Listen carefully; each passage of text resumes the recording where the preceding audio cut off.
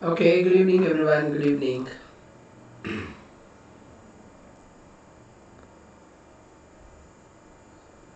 Good evening all of you. Okay. Good evening everyone, good evening Shafia. Okay, so friends, we will do one thing. See, because we have to, I'll teach for a long period of time. Okay, since I am teaching for a long period of time, what we will do is I'll teach, okay, I'll teach every 50 minutes and I'll give the break for 10 minutes. Okay, I'll teach for 50 minutes and I'll give the break for 10 minutes. By that, you won't be tired, even I won't be tired. I can teach very nicely and effectively. Okay, so friends, the ultimate goal of today's topic, today's session is we have to revise at least 5 to 6 topics. Let's see how many topics that we can revise. Okay, always remember that I am doing the revision. Okay, I am not explaining you the concepts once again from basic to the advanced level. We don't have that much of time. Okay, so you have to think that we are doing the final revision for of that particular topic. After that, once again, at least if you look that topic once, you can remember it easily. Or if you don't have the time, you don't need to remember it also. Okay, so my only request to you is please be with me till last. Okay, say I am teaching only for you people. Okay, see, so only request is please be with me till last. Okay, by that we can cover maximum number of topics. Okay, now let's continue. So now the time is 10. So what I'll do is I'll finish the session by 10:50 p.m. and once again we will start the session by the 11 p.m. Okay, so like that every 50 minutes we will take the break of 10 minutes. Okay, now let's continue, friends. If every one of you very quickly recall, in the morning class we have studied how proto-oncogenes are converting into oncogenes, and we have started studying about the tumor suppressor genes. Correct, na? If every one of you very quickly recall, what did I tell you about? What did I tell about this particular tumor suppressor gene? I have told you very clearly, friends. 50%. Please don't forget the statements at all. 50% of the human cancers occurred because of the mutation in the p53 gene. And I hope every one of you remember, friends, I have also used a statement that, friends, p53 is a transcription factor. Yes or no? Of course yes. Okay, p53 is a transcription factor. And I also told to all of you that, friends, p53 can act as a pro-apoptotic protein. Please do not get confused with this particular point. And we also studied, good evening Annie.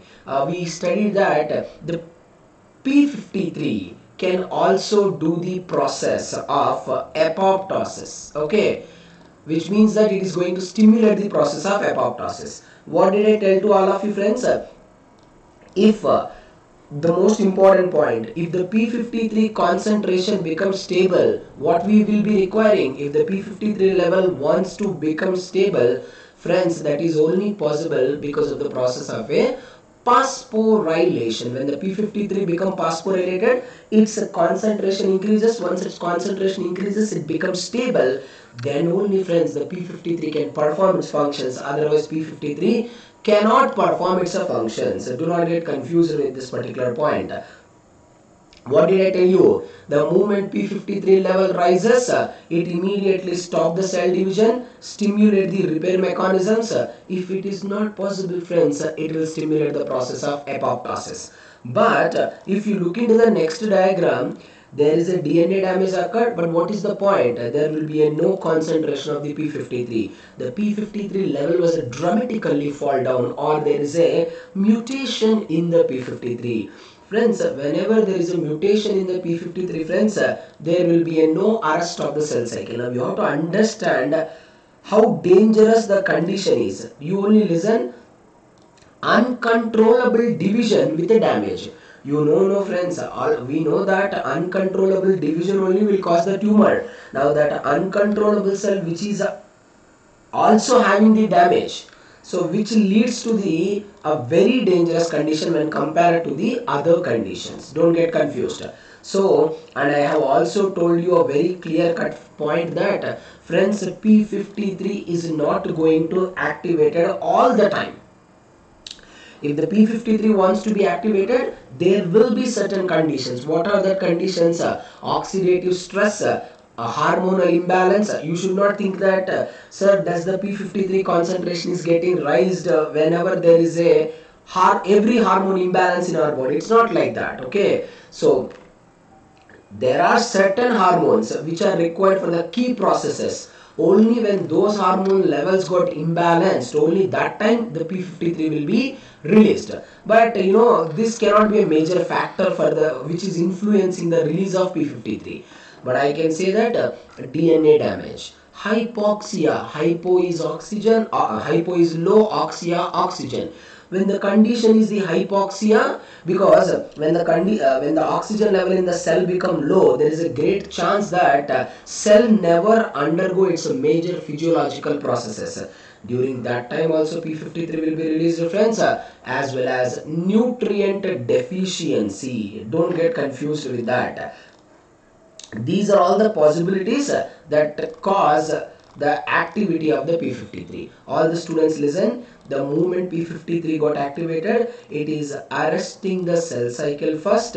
Later what it is going to do, friends, it is going to repair the, because I told you very clearly, P53 never always it never prefers the apoptosis as the first process, because we don't want to kill the cell very easily. So that's why our biological system first it will try to repair that particular damage. If it is unable to repair that particular damage, if there is no possibility, then only this P53 is going to stimulate different processes, which is the programmed death. No friends, apoptosis is the cell death. And friends, what will be the tissue death? Tissue death will be the necrosis. Now you can ask me a question, sir, why the necrosis should happen? Already apoptosis is happening.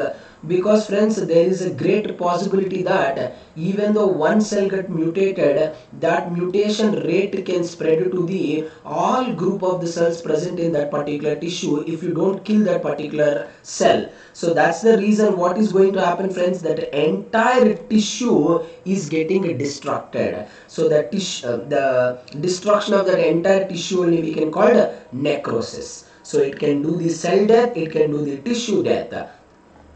In the cell as well as the tissue death, friends, we will be requiring a lot of apoptotic proteins.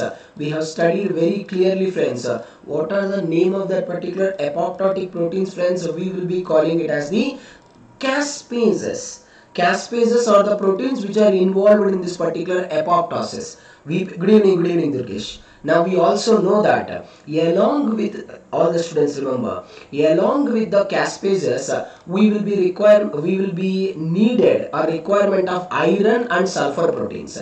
Iron and sulfur. Now you can ask me that iron and sulfur ions, will it have the ability to kill the cell? No. Iron and sulfur, these ions are just acting as, or they can involved in the stimulation of apoptotic proteins like caspases. That's all. To stimulate the caspase proteins only we require iron and sulfur. Since iron and sulfur is involved in the apoptosis indirectly, that process we can call the ferroptosis, obviously, which is leading to the cell death only. So friends, what we have studied is the P53, which is the widely studied tumor suppressor gene. Now the second tumor suppressor gene that we are studying is the, friends, PRB. We all people know that in our 2022 both shift, even in the morning shift also, in the evening shift also, we got the question from this particular PRB. It's a very, very, very important gene. I want every student has to understand this very correctly. And there are 2 points every student has to remember. P53 is most widely studied tumor suppressor gene. Why we have studied it most widely? Because we understand that 50% of the human cancers are occurring just because of the mutation in the P53 only. That's why, friends, good evening. That is the reason, friends, P53 is widely studied. But when I use the word PRB, what's the point every student has to remember? PRB is the one which is a first discovered tumor suppressor gene. Okay, first discovered tumor suppressor gene is the PRB. What does the PRB represents? Every student just pay attention. I will explain it briefly. However, they may ask the question how tricky the statements are. If you exactly know the function performed by the PRB and what happens if there is a mutations occur, good evening, then you can easily answer the question. So focus very correctly. PRB. P represents protein. RB represents retinoblastoma. So the retinoblastoma protein is a tumor suppressor protein that is dysfunctional in several major cancers. Now the question is very clear. You can ask me, sir, in one line or in one word, what is the major function of a PRB? I can tell to all of you, friends, the PRB in our body, it will only prevent excessive cell growth. This is the unique function. What it is doing, friends? It is preventing the excessive cell growth. Now the point is here, good evening. How does it will prevent the excessive cell growth? That is the question. It will prevent the excessive cell growth, very simple, friends, by inhibiting the cell cycle. Now please listen, where exactly the PRB protein will play a very crucial role. All the students just follow me very correctly what I am saying. Let me take another slide. Okay, follow me very correctly. So friends, please listen. Our cell has to be regulated in each phase of the cell cycle. We all people study that, friends, G1 phase is the preparatory phase for the DNA replication. We all people know that. And we know very well that S phase is the phase where the DNA is getting replicated. Now you people imagine my statements very correctly without confusion. In the G1 phase, it was understood. What was understood in the G1 phase? It was understood that in the G1 phase, there is a damage in the DNA occur. Now you have to understand a point. If the DNA damage occurred, the damaged DNA, if we send to the S phase, friends, there is a no way, you can't stop that particular mutation. So you have to stop the mutation, or you have to destroy that particular cell, or you have to try to repair that particular damage before the cell entering into the S phase. So now you imagine what I am saying. Once the cell detected or the regulatory mechanisms detected there is a damage in the DNA, first what we will do, we will stop the cell cycle. No doubt about it. And friends, what the PRB is doing? PRB will stop entire preparatory phase. This is the question you have to remember. What the PRB is doing? It will stop the entire preparatory phase. The question is very clear. What we will prepare in the G1 phase? In the G1 phase, we will synthesize a lot of proteins. We will synthesize a lot of enzymes which are required for the DNA replication in the S phase. Now the question is very clear. If we, and most important, we will synthesize a lot of cyclin molecules where in the G1 phase. Now since the DNA is damaged, what should I do? I have to block the cyclins, I have to block the proteins, I have to block the enzymes not to be synthesized in the G1 phase. So how is it possible? Any protein wants to be synthesized, what do we require? We require a transcription factor. We all people know that. Now there is a transcription factor called as E2F. Friends, follow me very correctly. What is the speciality of this particular E2F? E2F is the major transcription factor that is involved, follow me correctly. E2F is the major transcription factor that is involved in synthesizing the proteins that is required for the G1 to S phase transition. In other words, whatever the proteins that are required for the cell to enter from G1 phase to the S phase, all that particular protein synthesis can be mediated, can be guided by a transcription factor called as E2F. Now every student listen my statements. Let me give you one condition. What is the condition? The first condition is, friends, there will be a no DNA damage. There will be a no DNA damage. Friends, the question is very clear. If there is a no DNA damage, why should we block the E2F? We never block the E2F. As a result, E2F will stimulate many genes. By that they can synthesize a lot of proteins. By that the cell can enter easily from G1 phase to the S phase. Follow me correctly. Now the second and most interesting point is that, friends, there is a DNA damage.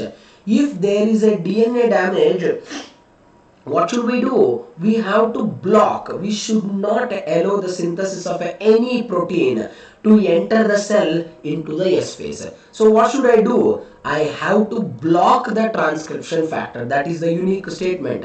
So how can I block this transcription factor? I can block this transcription factor, friends, with the help of a PRB protein. Now PRB protein will come and attaches to the E2F.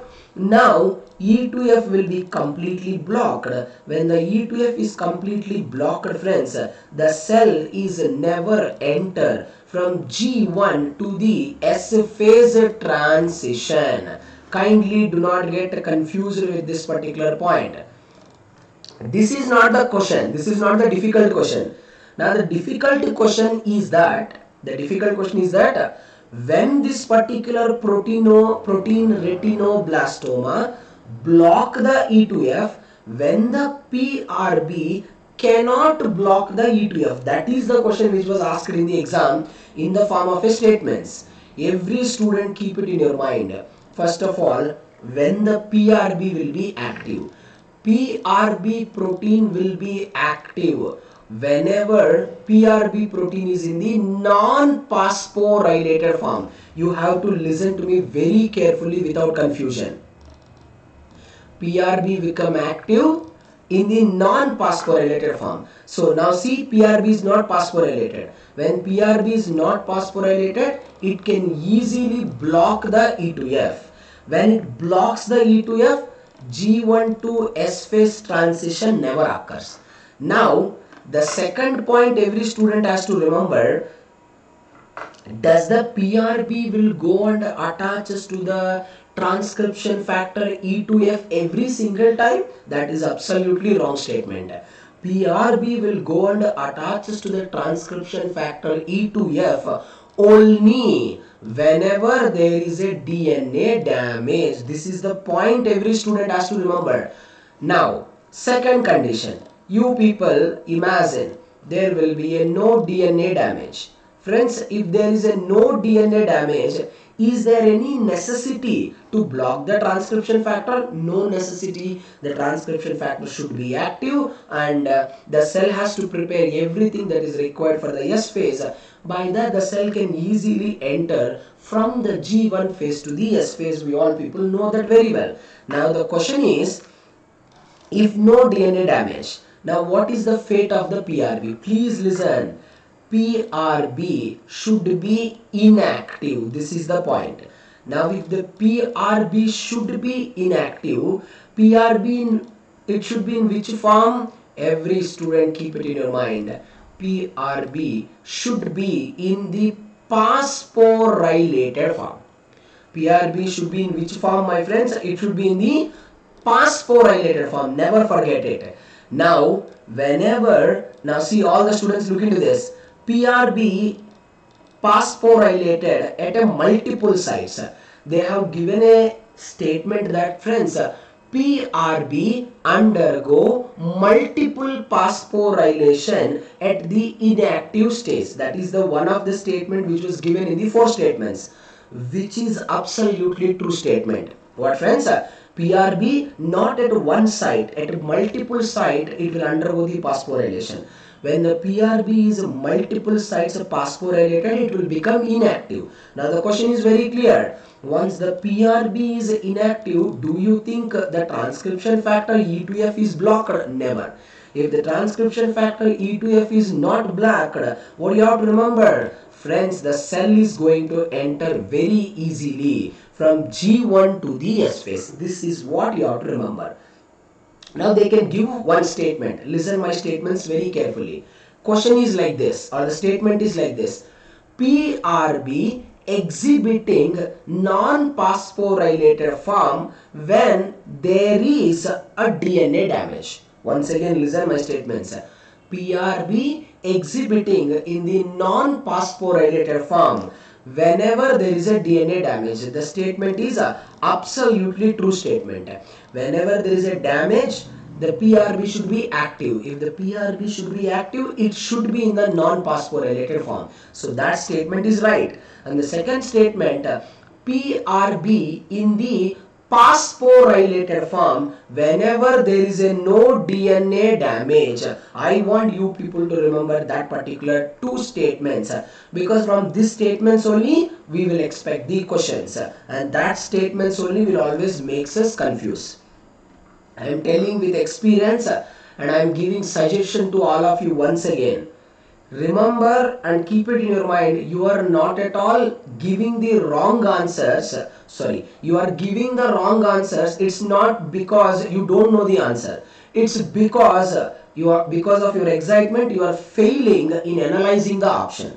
CSIR statements are logical statement, but with a thorough analysis you can answer. So if you want to thoroughly analyze a given option, you have to know at least 50 to 60% about that particular condition. If you don't know about the condition, you can't do a viral guess. Okay, so that guess may work or may not work, but while you are analyzing a question, first you understand, you know about that condition or not. If you feel you don't know about that condition, you haven't studied previously, leave that. Don't take luck based guesses. Luck based guesses we have to do when we don't study anything at all. Okay, so don't do that kind of guesses. Now friends, all the students listen. Ignore these things, just listen what I am saying. When the PRB is associated with the E2F, when the PRB is associated with E2F, what is the point you have to remember? There is a DNA damage occur. That is the point you have to remember. When the PRB get phosphorylated, every student look into the diagram. When the PRB get phosphorylated, it is easily leaving the E2F. When the PRB is leaving the E2F, which indicates that there will be no damage in the cell. Just remember that as it is. Now, next type of genes, BRCA1 as well as the BRCA2. You all people remember 3 common statements. What are the common statements? They can ask a question that all of the following are the most common characteristics possessed by the all tumor suppressor genes except all tumor suppressor gene follow some of the common characteristics. What are the common characteristics? Every tumor suppressor gene will block or will inhibit the cell cycle. Okay, all of the tumor suppressor genes stimulate DNA repair mechanisms.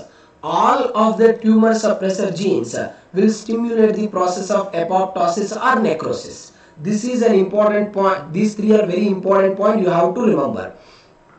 Very good. P53 should be phosphorylated if it wants to show its activity. Correct, Abdul? The statement is like this. Phosphorylation of a P53 becomes stable. Listen my statements. Phosphorylated P53 becomes stable, then the stable P53 only can perform its functions. Okay, now listen. There are 2 type of breast cancer genes are there, BRCA1 and BRCA2. Remember, these two are the genes that produce the proteins. What kind of proteins are they are producing? That help repair damaged DNA. Don't get confused. Most of the students will think that the breast cancer genes means they are exclusively coming only from the mother. It's not like that. Okay, everyone male or female having two copies of each of these genes. One copy is inherited from each parent. Now if you ask me very specifically, sir, the BRCA1 and BRCA2 associated mostly with what kind of cancers?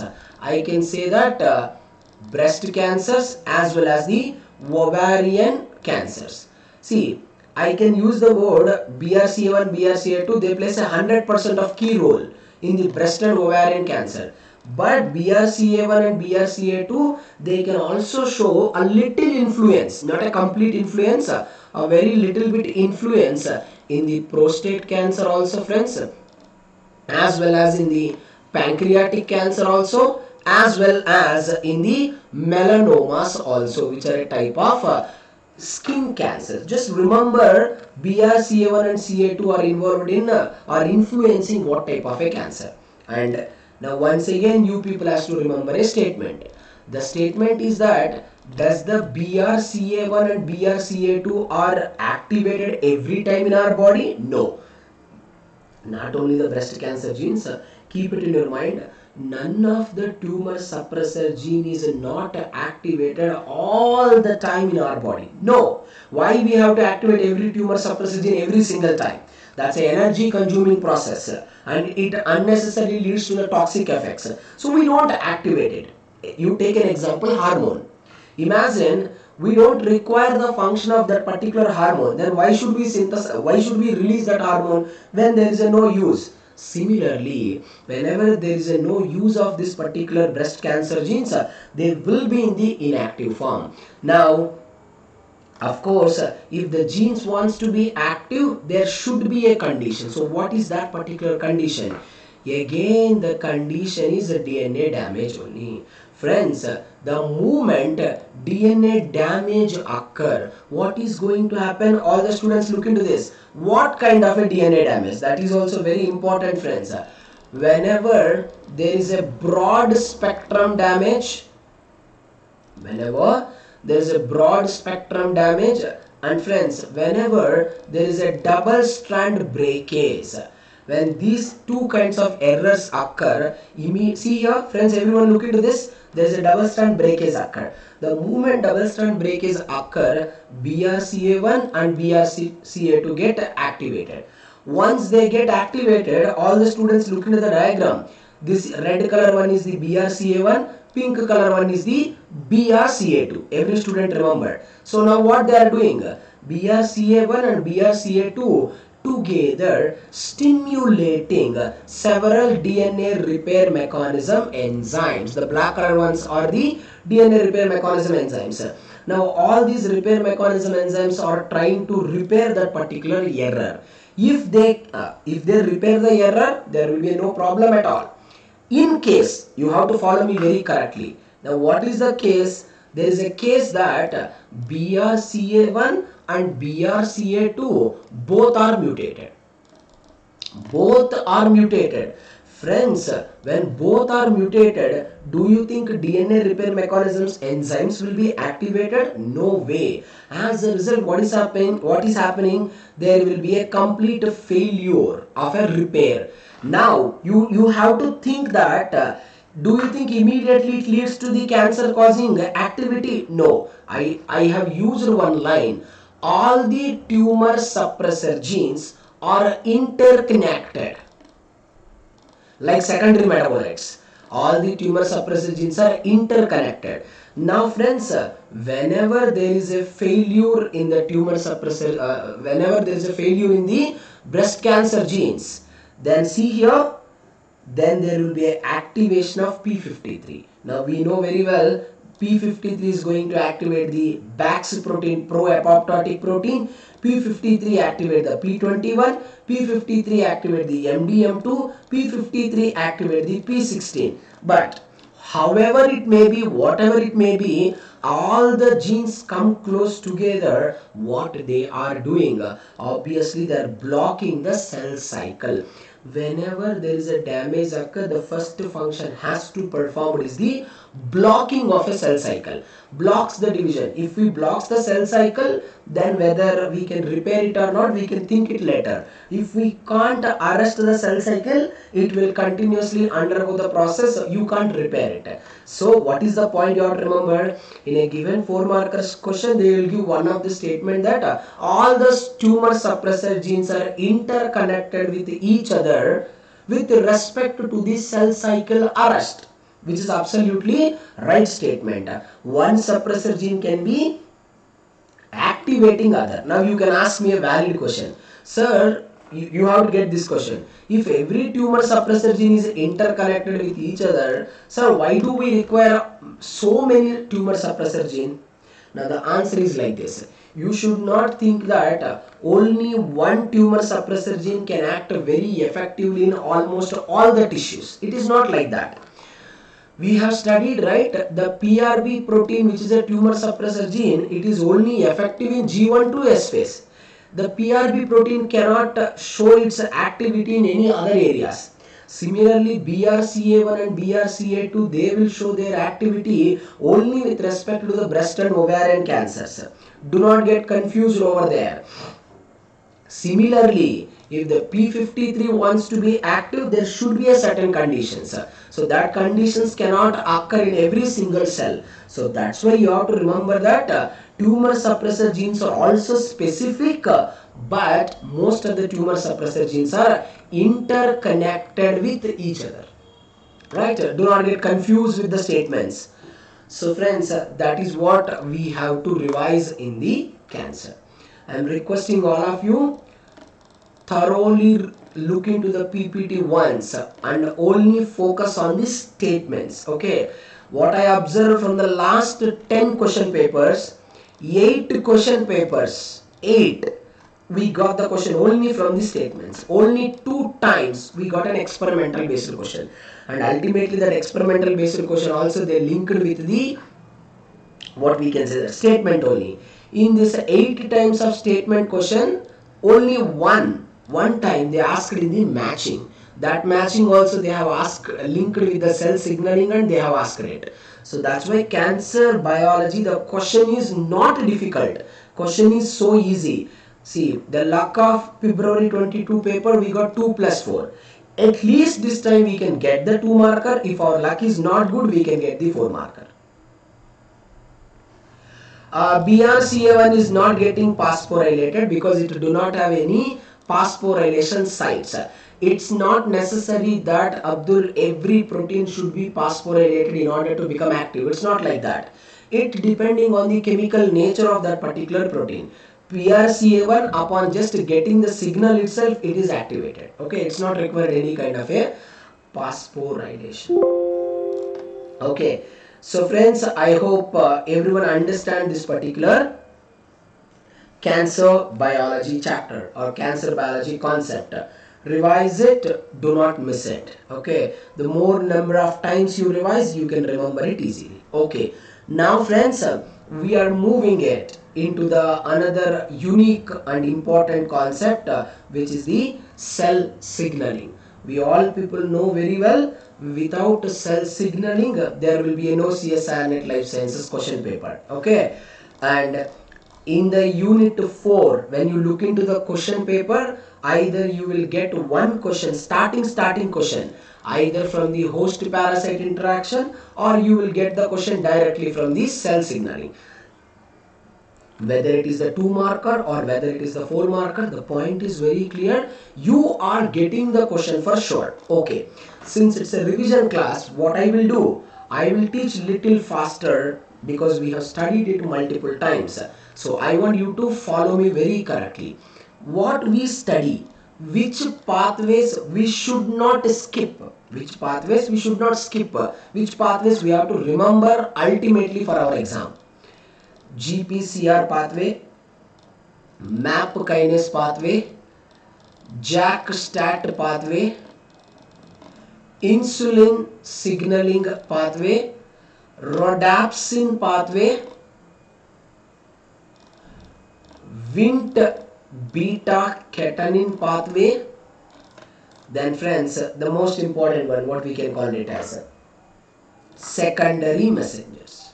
Okay, I want every student has to remember all these things without fail. Okay, I'll revise and I'm requesting you people to remember the concepts without fail. Okay, you in this cell signaling, you have to use the brain, at the same time you have to remember the information as well. Okay, now the first point is very clear. Before going to the signalings, it is very important you have to remember the terminology, because we have seen in our part B also, even in the part C also, we get the questions with respect to the terminologies. They can say that cancer cells never show the property of an autocrine signaling, which is completely wrong statement. They can say that most of the hormones can show endocrine signaling, which is obviously right answer. Okay, this kind of general terminology is also extremely important to for the exam point of view, even in the part B as well as in the part C. I'll go little fast because we know it very well. Okay, so follow me. Following me is not important. What you have to do is remember, recalling. Recalling is the most important in this particular aspect. Okay, now focus. There are different type of cell signalings are there. Now the question is, my friends, do you really think every cell is requiring the process of signaling? Do you think every process that is happening inside the cell, do you think it requires the signaling? I can say, listen my words very carefully. Starting from the general processes. What do you mean by the word general processes? The general processes like speaking, listening, as well as friends, watching. Every single process, even including the digestion, right? Every general process, cell require the signaling. So what you people has to remember, in one word I can tell to all of you that friends, if the cell wants to survive, if the cell wants to divide, if the cell wants to differentiate, even if the cell wants to undergo the process of apoptosis, or if the cell wants to undergo the death, even for death also signaling has to occur. You have to remember that if the cell wants to die, cell can't die on their own. It's not like that at all. Any process to takes place, there should be a requirement of the signaling compulsory. So that's why we can say that they can, in a given 4-marker question, they'll give one statement: cell signaling is an essential process that has to be happened in the living cell.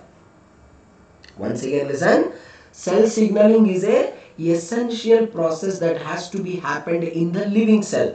My friends, undoubtedly the answer is very correct. Every process there will be a requirement of cell signaling. We people studied multiple times, friends.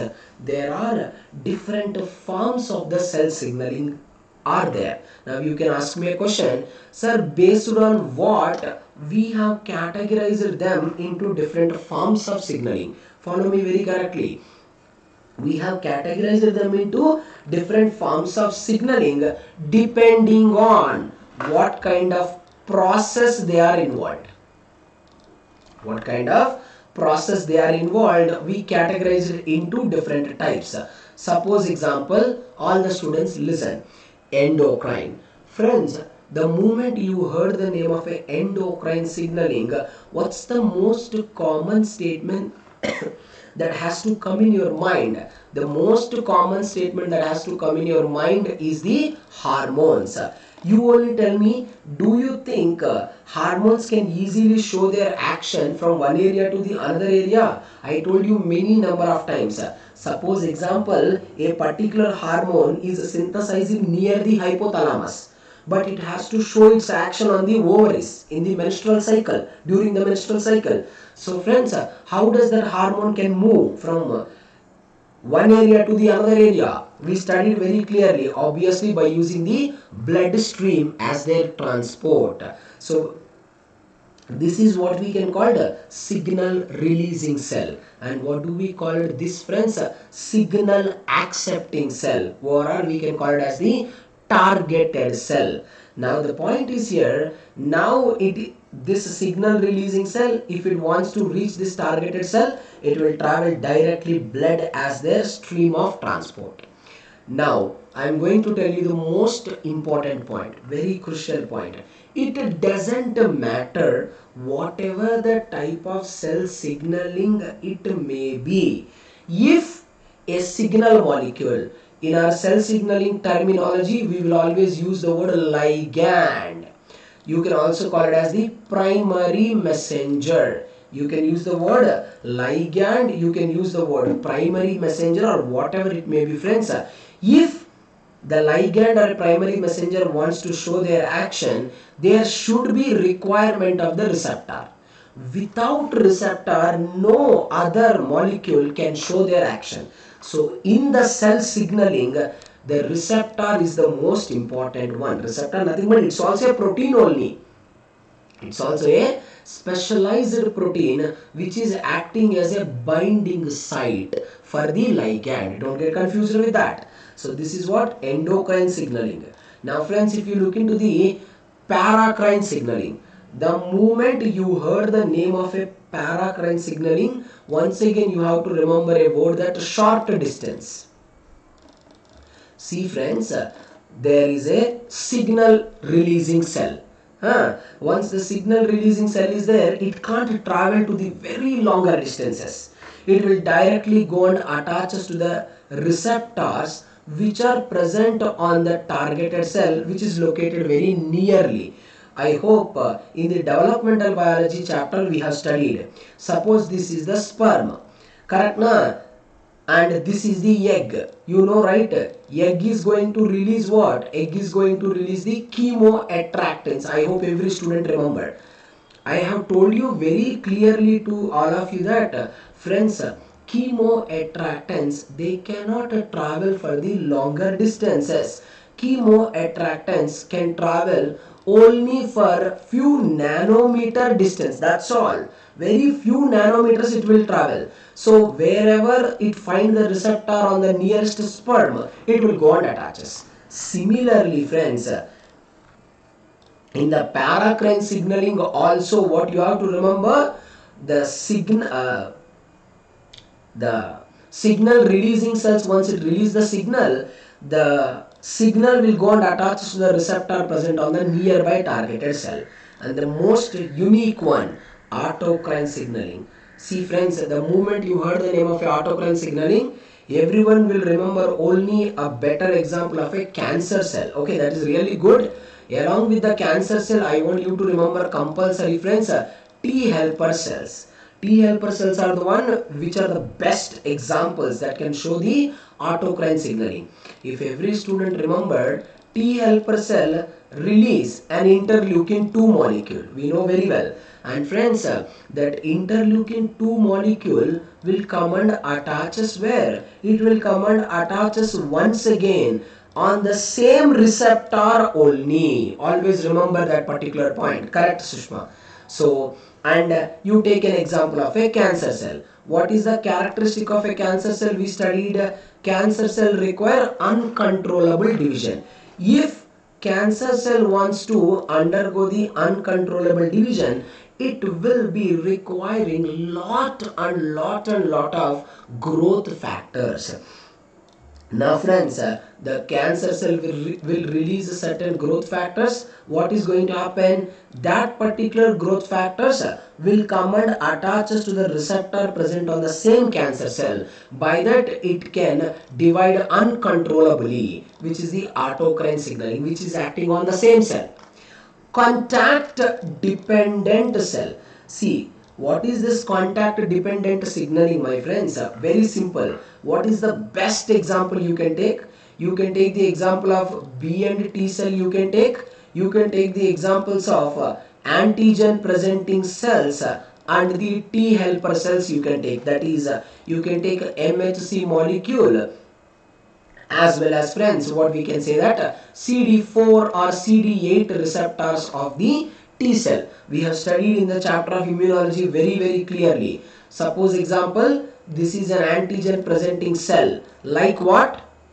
This is what, friends? Antigen presenting cell, such as macrophage, such as dendritic cell. We have discussed very clearly. After the process of a phagocytosis, what is going to happen?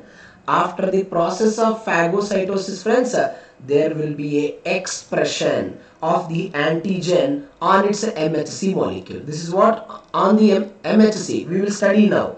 Now, what is going to happen? Who will come? We studied very clearly that T helper cell will come and attaches to the MHC with the help of which receptor? TCR receptor, T cell receptor.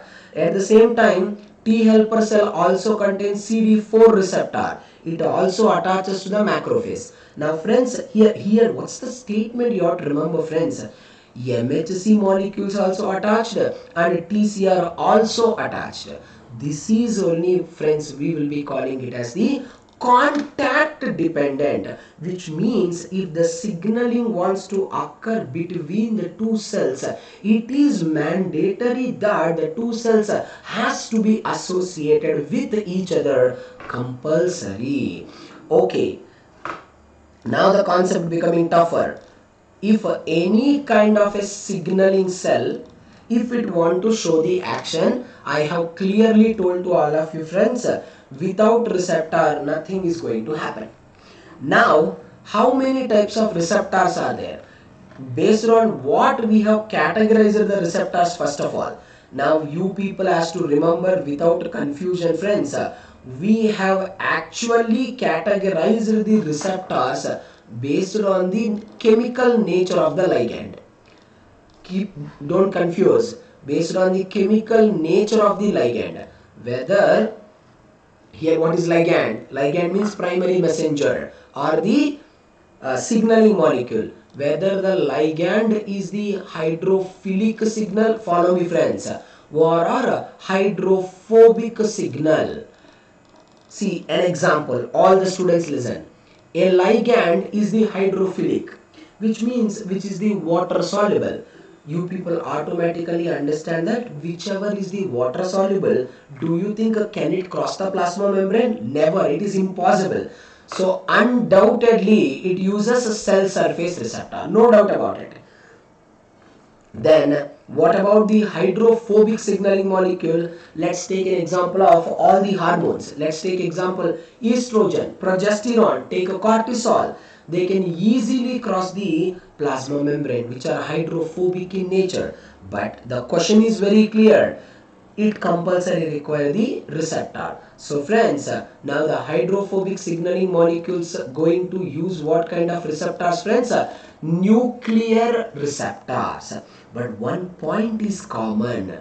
Whether it is a hydrophilic signal, whether it is the hydrophobic signal, it doesn't matter. Every signal molecule will be requiring the receptor. Without receptor, no function can take place. Now, what are the examples of the cell surface receptors? There are three examples are there. Ion channel linked receptor, Z protein coupled receptor, and enzyme linked receptor. You know, just from the terminologies, we got the questions, 10-12 times. More than that, I can say that. Only from the terminologies, you have to remember compulsory. Now I will explain one by one elaboratively, try to understand me correctly. Ion channel linked receptor. See, the name itself suggesting it is acting as a receptor also, it is acting as an ion channel also. It is performing dual functions. So friends, now the question also very clear. Does this particular ion channel linked receptors are active all the time? No. The ion channel linked receptors are inactive and they will be closed when there is a no requirement of a signaling. Whenever there is a no requirement of a transport, never forget that point. Suppose example, what should I do? I want to transport certain ions from outside of the cell to the inside of the cell. So what I am going to do, friends, obviously I have to open these ion channels. Without opening the ion channels, I can't allow the movement of ions to enter inside. Now the question is, my friends, when I say to open the channels cannot open. If ion wants to be transported, channels cannot open. Channel require a signal. Channel require a primary messenger. Channel require a ligand. Now you can see the picture. Whenever there is a ligand come and attaches, initially they are like this. Correct, na? Initially they are a gated like structure, exactly like a gate, and the gate is closed. But when there is a attachment of the ligand molecule, the gate will be opened. The moment gate will be opened, what is happening? Ions can move very easily. But what is the question you have to remember? Where these receptors are present? Are they present in the nucleus? No. They are exclusively present on the plasma membrane. That's why we will be calling them as what kind of receptors, friends? Cell surface receptors. Do not get confused with that particular point. You take an example, neuron. Neuron continuously show the action potential. Yes or no? If it wants to show the action potential, there will be a continuous requirement of the sodium and potassium ion influx and outflux. Influx and outflux. How does it happen? How does it happen, sir? Of course, that is also possible with the help of this particular ion channels only. And the most important, which we are going to read at most briefly in the next slide, that is the GPCR or the G protein coupled receptor. Whichever I will explain to all of you about the G protein and enzyme linked receptor, listen me very carefully. Whatever we discuss, the question never come beyond that level. The statement never come beyond that level. So try to get a correct concept and apply your knowledge on a given question. Okay, we will discuss first of all, the moment you heard the name of a G protein coupled receptor, what is the first statement you have to remember? The first statement you have to remember is that G protein linked receptors used by what kind of a ligand molecules? This is the first statement every student has to remember. It can be used by every single hormone. I can use the word 90% of the hormones present in our body will use this particular GPCR only in order to show their action. Names will be different. We will discuss it. Names will be different, but the name of the receptor is same. And the second and another very unique point, my friends, that is, don't get confused here. Generalized processes like vision, hearing and speaking, vision and hearing also under the control of GPCR. That's why we can say among all the type of receptors, GPCR are important receptor because even they are involved in the many generalized processes also. Friends, we will discuss about the GPCR at most briefly in the next slide. I want you to be super patient, okay? I am only expecting two things in this throughout the session. Your patience and most important, your interest. If you have interest, if you don't have patience, you can't listen. If you don't have patience, if you have only interest, you can't listen. You require both. Then only you can withstand throughout the session, okay? Follow me. Next, enzyme-linked receptors. Keep it in your mind. Enzyme-linked receptors are those type of receptor. Keep it in your mind. They will be used by the growth factors. Many times, asker part C question. Many times, right? And in the February 2022, we got the part B also. We got the part C also. Okay. Now, friends, listen. Growth factors. Any growth factor, any growth factor. Now you have to remember a point. Do you think without a growth factor does the cell can grow? Never. Without the cell growth, cell cannot differentiate. Without differentiation, cell never perform its function. So what's the point you have to remember?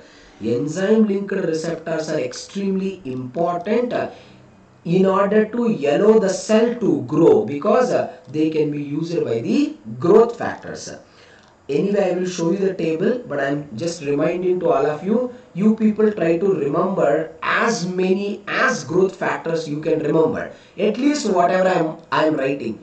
Epidermal growth factor, insulin growth factor, nerve growth factor, PDGF, platelet derived growth factor, HGF, hepatocyte growth factor. Try to remember as many as you can remember. And if you look into the question paper of 2020 November question paper, what is the question we got in the exam? We got a question exactly with respect to the structure.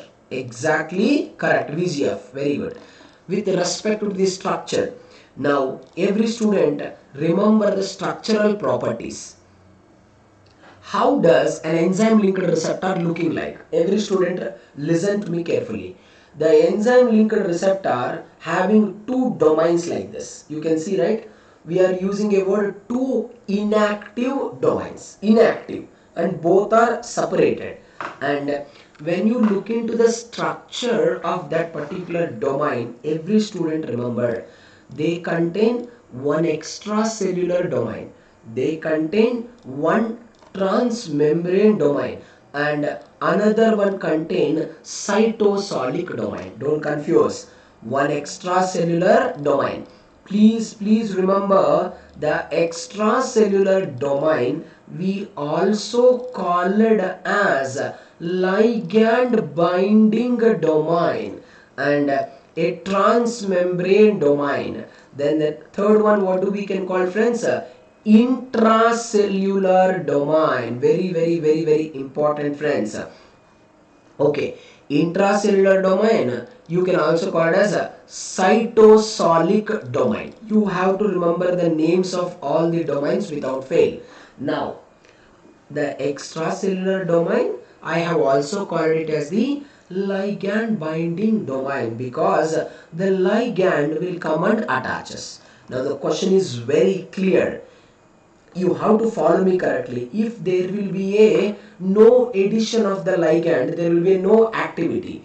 Whenever there is an activity, you have to remember, whenever there is an attachment of the ligand, then only two inactive monomers will become dimer. So in the morning cancer chapter I have explained you, if a ligand, if a receptor is getting dimerized, if a receptor getting dimerized in the absence of the ligand, which means that that receptor is got mutated, which leads to the tumor formation. So if a enzyme linked receptor wants to be dimerized, compulsory there should be a presence of the ligand. We will discuss at most depth, don't worry about it. Once they become dimerized, I told you right, friends, this particular cytosolic domain having an important activity, intrinsic kinase activity. This is important statement, friends. What kind of activity they are having? Intrinsic kinase activity. Friends, because of this intrinsic kinase activity, what it will do? It will undergo the process of autophosphorylation, which is a very important process. Don't get confused. Okay, we will discuss it briefly. First, we will discuss the Gpcr. I'll do little faster. We will move on to the secondary messengers. Then we will go to the enzyme linked receptors. Okay. Now, whichever I am explaining the statements about the Gpcr, you people remember the receptor, the statements as it is. Whatever the receptor statements I give, remember the statements as it is, same. Okay. The first statement you have to remember, Gpcr are the largest receptors. largest receptors in the eukaryotes. And the second most important point, the GPCR can be used by peptides, GPCRs can be used by lipids, GPCRs can be used by the sugars, GPCRs can be used by the proteins. Remember that. And the third point you have to remember, GPCR. Please remember friends, GPCR are the type of receptors which are required for the general processes that are taking place inside the cell. Okay. Now, among all, the most important slide. If you understand this slide, 90% of the structural properties of the GPCR will be crystal clear to all of you. So everyone pay attention and follow me correctly. This is the GPCR. From your BSc and MSc, we are continuously reading the same statement that GPCR is a 7-transmembrane receptor, which we also call it as the serpentine receptor. This is not the statement I want you to remember, because we are studying from the BSc and MSc level. What you have to remember for the exam. So what do you mean by the 7-transmembrane? Every student listen to me. 7-transmembrane means it is transpanning the plasma membrane 7 times. Correct na? Every student follow me very correctly. This particular one time it is transpanning, right? So this is called one time. This is the second time. You know what is this transpanning can be mediated? This transpanning means friends movement. That transpanning or movement can be guided by alpha helix. This is what every student has to remember. 7 times it can transpan with the help of alpha helix. The second point you have to remember, this alpha helix is transpanning the membrane. So if it wants to transpan the membrane, because the plasma membrane contains the lipids also, which are hydrophobic in nature. So every student please follow me correctly. For single alpha helix, at least there will be a requirement of 19 hydrophobic amino acids compulsory. These two statements I want you to remember. What you have to remember, every single time they transpan the membrane or every single time they move on the membrane, there should be a alpha helix and at least for one time there should be a 19 hydrophobic interactions. Please friends, requesting all of you not to forget. Now listen, this is the receptor, is it? Now remember, receptor having what kind of a domain? Extracellular domain. So you all people know that to that domain only ligand will come and attaches. You all people can see, right? This is what domain? Follow me very correctly. If you just listen me, you will understand it. You don't need to read that. Follow me correctly and remember the statements what I am speaking. Remember correctly. It is the transmembrane domain. We know that very well. And this is the cytosolic domain. Every student, please listen my statements. The cytosolic domain. Follow me friends. The cytosolic domain of the GPCR having a particular site, a particular binding site. What friends, follow me. This is the GPCR. The cytosolic domain of the GPCR having a particular binding site. To that particular binding site, who will come and attaches? To that particular binding site, a G protein will come and attaches. You people should not think that the G protein can randomly go and attaches to the GPCR somewhere. It's not like that. That never happens. The GPCR having a specific binding site, only to that binding site only, my friends, the Z protein will come and attaches. Now the question is very clear. Z protein, how it attaches? That is also important point. Z protein, what is the simple definition about the G protein we all give? We all give a definition that a heterotrimeric. Why we are using a word heterotrimeric? Because whatever the subunits that it is having, all the subunits are not at all same subunits. Correct na? That's why we can call it heterotrimeric. alpha, beta, gamma. Three different subunits. Okay. Now, once again, I'll explain once again. Don't worry, focus. How does the G protein associated with the membrane? They can give a statement. 90% of the students will make it extremely wrong. The statement is like this: G protein is a pure cytosolic protein. Once again, listen my statements. Z protein is a pure cytosolic protein. No, I never conclude that statement. I never agree with that statement. Z protein is not completely cytosolic protein, because if it is a completely cytosolic protein, it should not have any association with the membrane. But every student can look into the diagram, friends. The Z protein always associated with the plasma membrane with the help of a lipid anchors or the lipid chains. Now, once again, follow me correctly. What kind of linkage it is having? Covalent linkage. With the help of a covalent linkage, they will be associated with that particular plasma membrane. Alpha, beta, gamma. Follow me, friends, be active. The G protein alpha subunit having a special characteristic.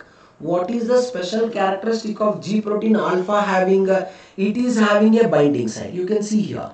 To that binding site, two things can attach us. Follow me very correctly. To that, either GDP can attach or GTP can attach. You cannot decide, no one can decide who is going to attach. The only deciding factor is what? Ligand. Ligand is only good. Receptor never decide. Everything is under the control of ligand. That's why ligand is powerful when compared to all. So now, every student remember, look into the picture. Now this is the G protein. When the G protein alpha part, when it is converted from GDP to the GTP form, follow me correctly, we can call GTP is the active form. In the active form, the G protein alpha gets separated from his friends. Separated from his friends beta and gamma, alpha will come and activate the effector molecule. Every student has to keep it in your mind one point. What is the ultimate goal of a G protein? Ultimate goal of a G protein is activating the effector molecule. My friends, what is the ultimate goal of the effector molecule? Ultimate goal of the effector molecule is activating the secondary messenger. Ultimate goal is what? Activating secondary messenger. You people should not think that, sir, what is the exact, you people should not think that secondary messenger is under the control of a effector. You should not think like that. Secondary messenger is guided by the primary messenger. Primary messenger is ligand. Because ligand or the primary messenger, it can't come till the nucleus. It is impossible. Primary messenger can't enter into the nucleus. So that's why primary messenger, whatever the function it has to perform, it is performing its function with the help of secondary messenger. So keep it in your mind, friends. Only the secondary messenger enter into the nucleus, not the primary messenger. Focus on that. Anyway, look into the picture. All the students look into the diagram. Now friends, what is the condition? Now the condition is, friends, there will be a no ligand. Correct na? If there is a no ligand, do you think in this picture it was nicely shown? All the students look into the picture, it was nicely shown. The Gpcr having a specific binding site to the G protein alpha. You can see here. Now no ligand, no activation of receptor. No activation of receptor, no activation of G protein. No activation of G protein, no activation of effector. No activation of effector, no activation of secondary messenger. Then there is a no response. Very simple. Now there is a ligand. Whenever there is a ligand, what's going to happen? Follow me correctly. Ligand activate the Gpcr. What the Gpcr is going to do? The Gpcr is going to activate its cytosolic domain. To that G protein alpha will come and attaches. We all people studied multiple times.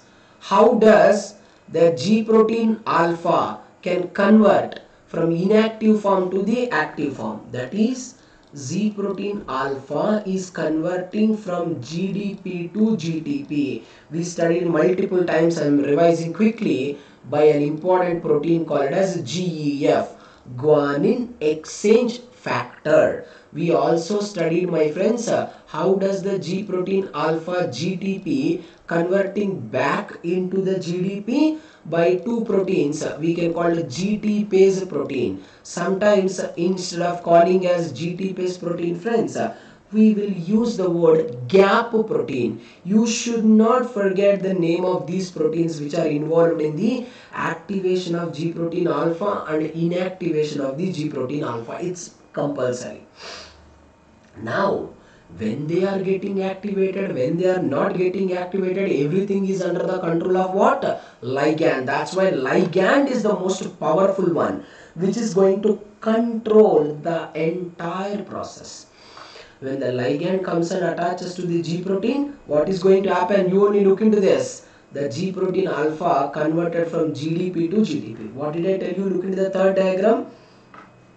The moment G protein converted from alpha GDP to the GTP, it becomes superactive. Separate from his friends, it will come to the effector molecule. Now what it is going to do? It is activating the effector molecule. The moment it activates the effector molecule, what will happen? It will, see, every student remember, what did I tell you? G protein alpha activate effector. What the effector is doing? Effector activating the secondary messenger. Now every student has to get a valid doubt. What is the valid doubt you have to get? Sir, which effector molecule activating what kind of a secondary messenger? How can we say that? That is under the control of obviously ligand. I don't know what you do. I have told you at least 10 times to all of you. You have to remember the tables. Without remembering the table, you cannot answer the question. I am challenging and telling you now also, out of 75 questions that you are going to answer, see in the part C, you can mark minimum 12 questions will be from matching. Minimum, I am talking least. Okay. So make sure that you can answer these questions. These are only our plus points. So for that, you have to remember, in order to answer that matching questions, you have to remember this kind of tables which are extremely important. Okay, focus. Friends, pay attention. Epinephrine. I don't know what you do. You already studied it, but I am just revising it once. By that, you never forget. Epinephrine. These are all the ligands. They are anyway using the Gpcr only. What is the common point, friends? The common point is that all these ligands using the Gpcr only.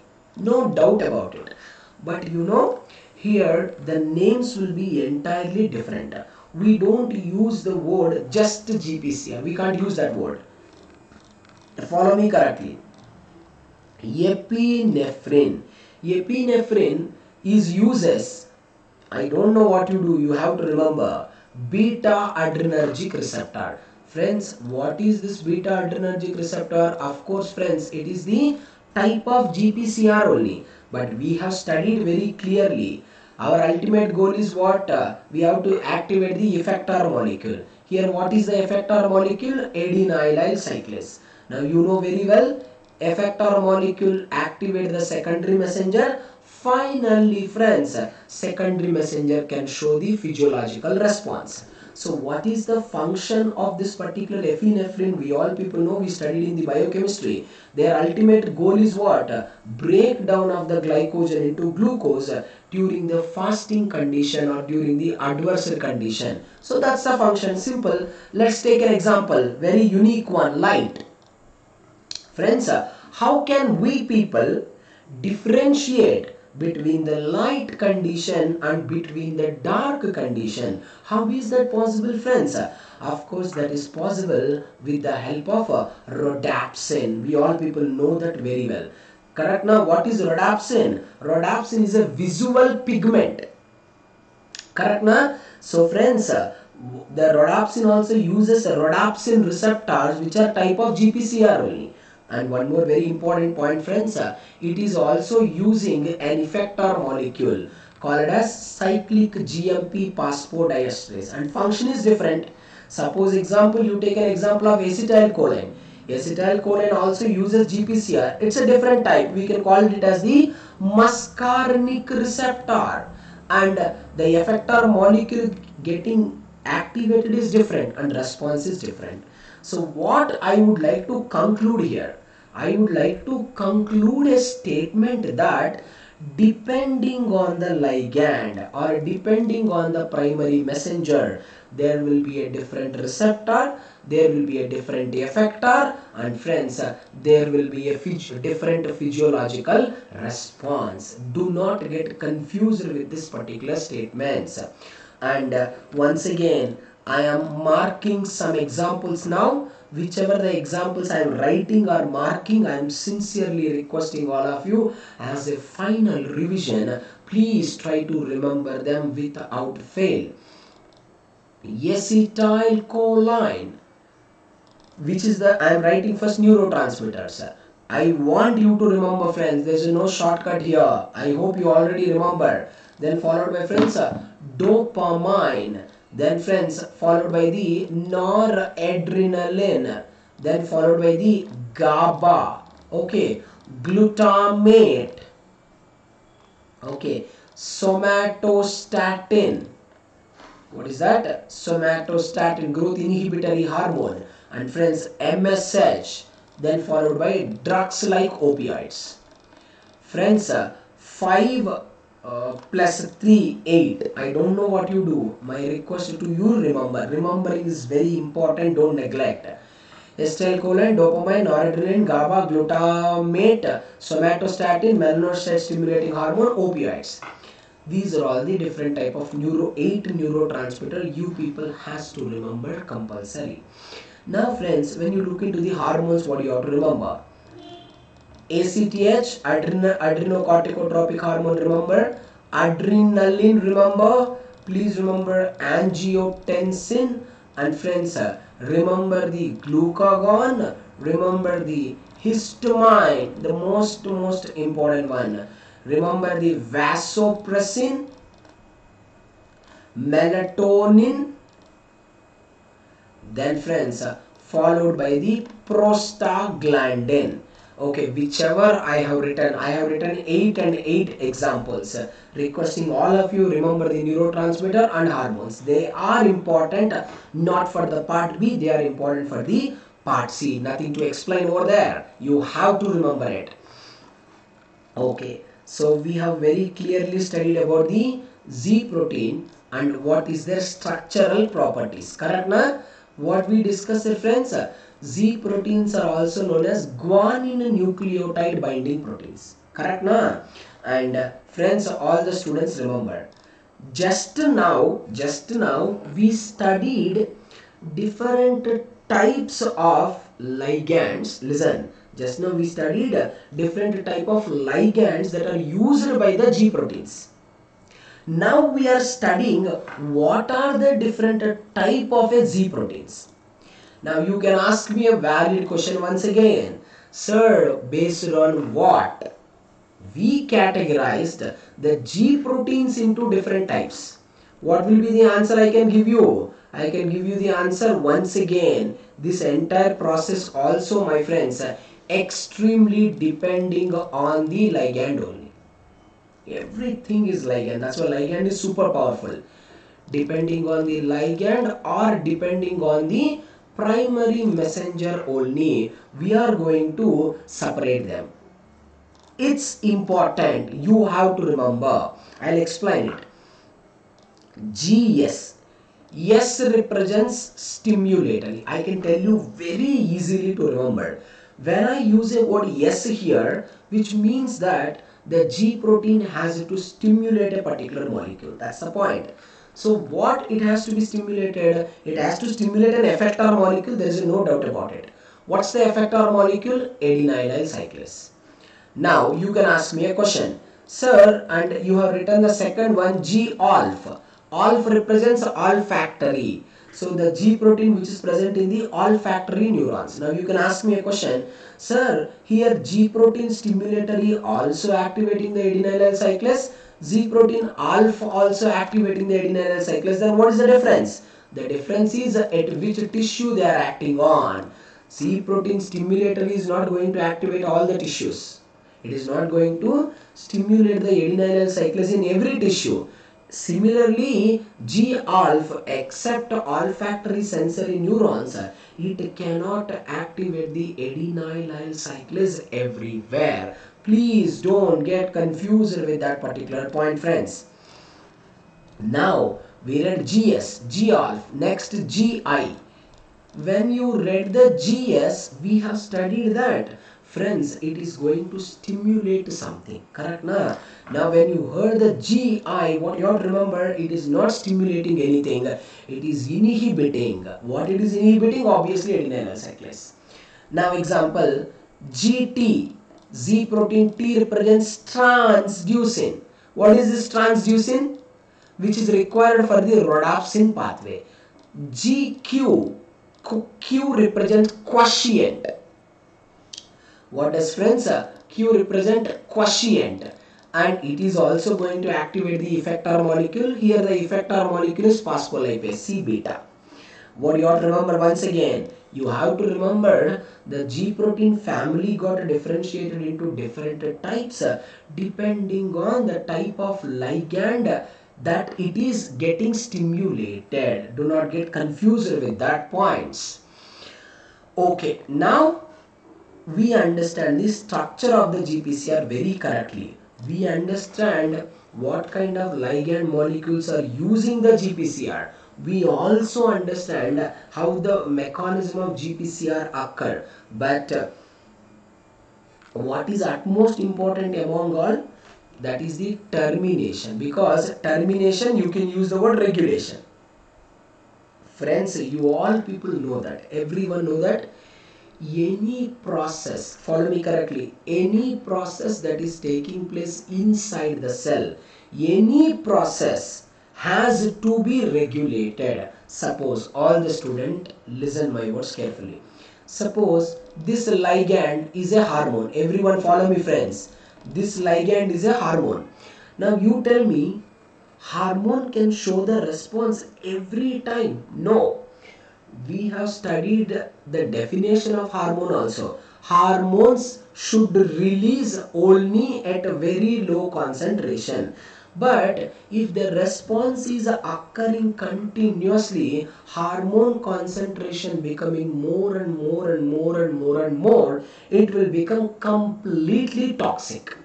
It become completely toxic. Correct? Na? So that's why not only hormone, not only neurotransmitter, not only growth factor, in our body, none of the response should not be continued. Now, what should happen? Focus. I have to terminate the Gpcr response. I don't terminate immediately. When the response is over, then only I will terminate. I don't terminate purposely. So how can I terminate? What are the two methods of termination? One is I can terminate it easily by converting G protein alpha GTP back to the GDP. First method. And second method, most of the students won't study. The second method, I am blocking at the receptor itself. So one kind of a regulation at G protein level, one kind of regulation at the receptor level itself. We will be calling it as the Gpcr desensitization process. What do you call it? Gpcr desensitization process. Now I will explain both process. All the students has to follow me correctly. You only listen. First process is converting the G protein. Now friends, the G protein alpha, the response is over. The response is over. What should I do now? I have to convert it back from GTP to GDP. What I said to all of you, whenever the G protein alpha in the GDP form, now the G protein alpha will not associated with effector, you can see it will come back to its friends. When it comes back to its friends, beta and gamma, so then the G protein will become inactive. So what is the point you have to remember? Even though there is a presence of ligand, follow me friends, even though there is a presence of ligand, there will be a no activation, there will be a no movement of the signal. This is one kind of regulation. Where I am regulating? I am regulating at the G protein level. Now if you look into the regulation, this is the most important regulation, because but they used to ask the questions always from the G protein only. They won't ask the questions from the receptor, but you have to remember they may ask. This second method of regulation, we use a word called as a Gpcr desensitization process. In a simple words, I can use a word that I am inhibiting the activity of a receptor. What I am doing?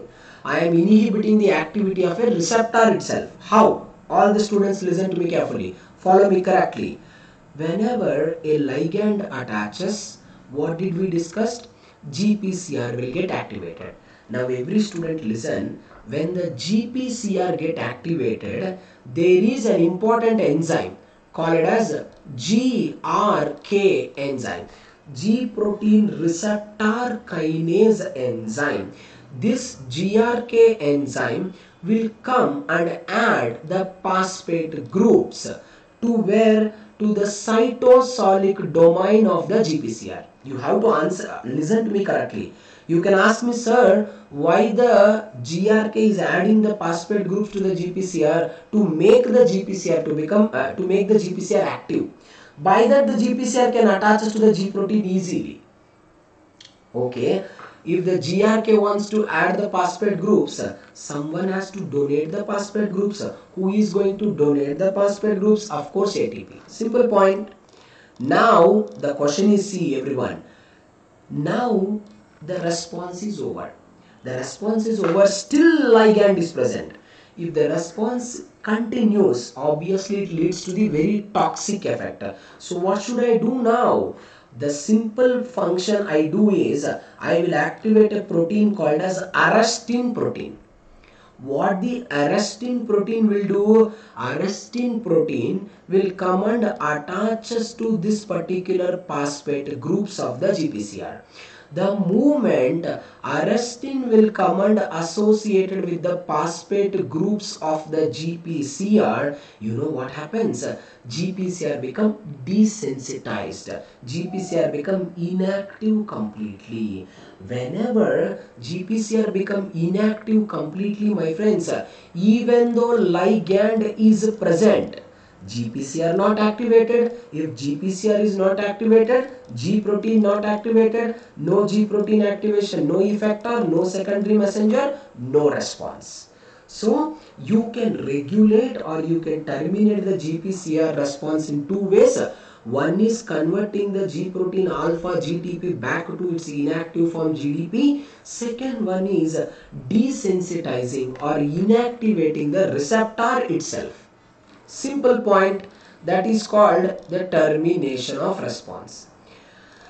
I hope every student understand till here without fail. Oh, the time is 1.5 hours. Okay. Okay, can I do one thing? I will take, another half an hour continuously. Then I'll give 15-20 minutes of break. Once again, I'll take another 2 hours continuously. Is that fine for everyone? Or you want break right away? You relax because you have to listen.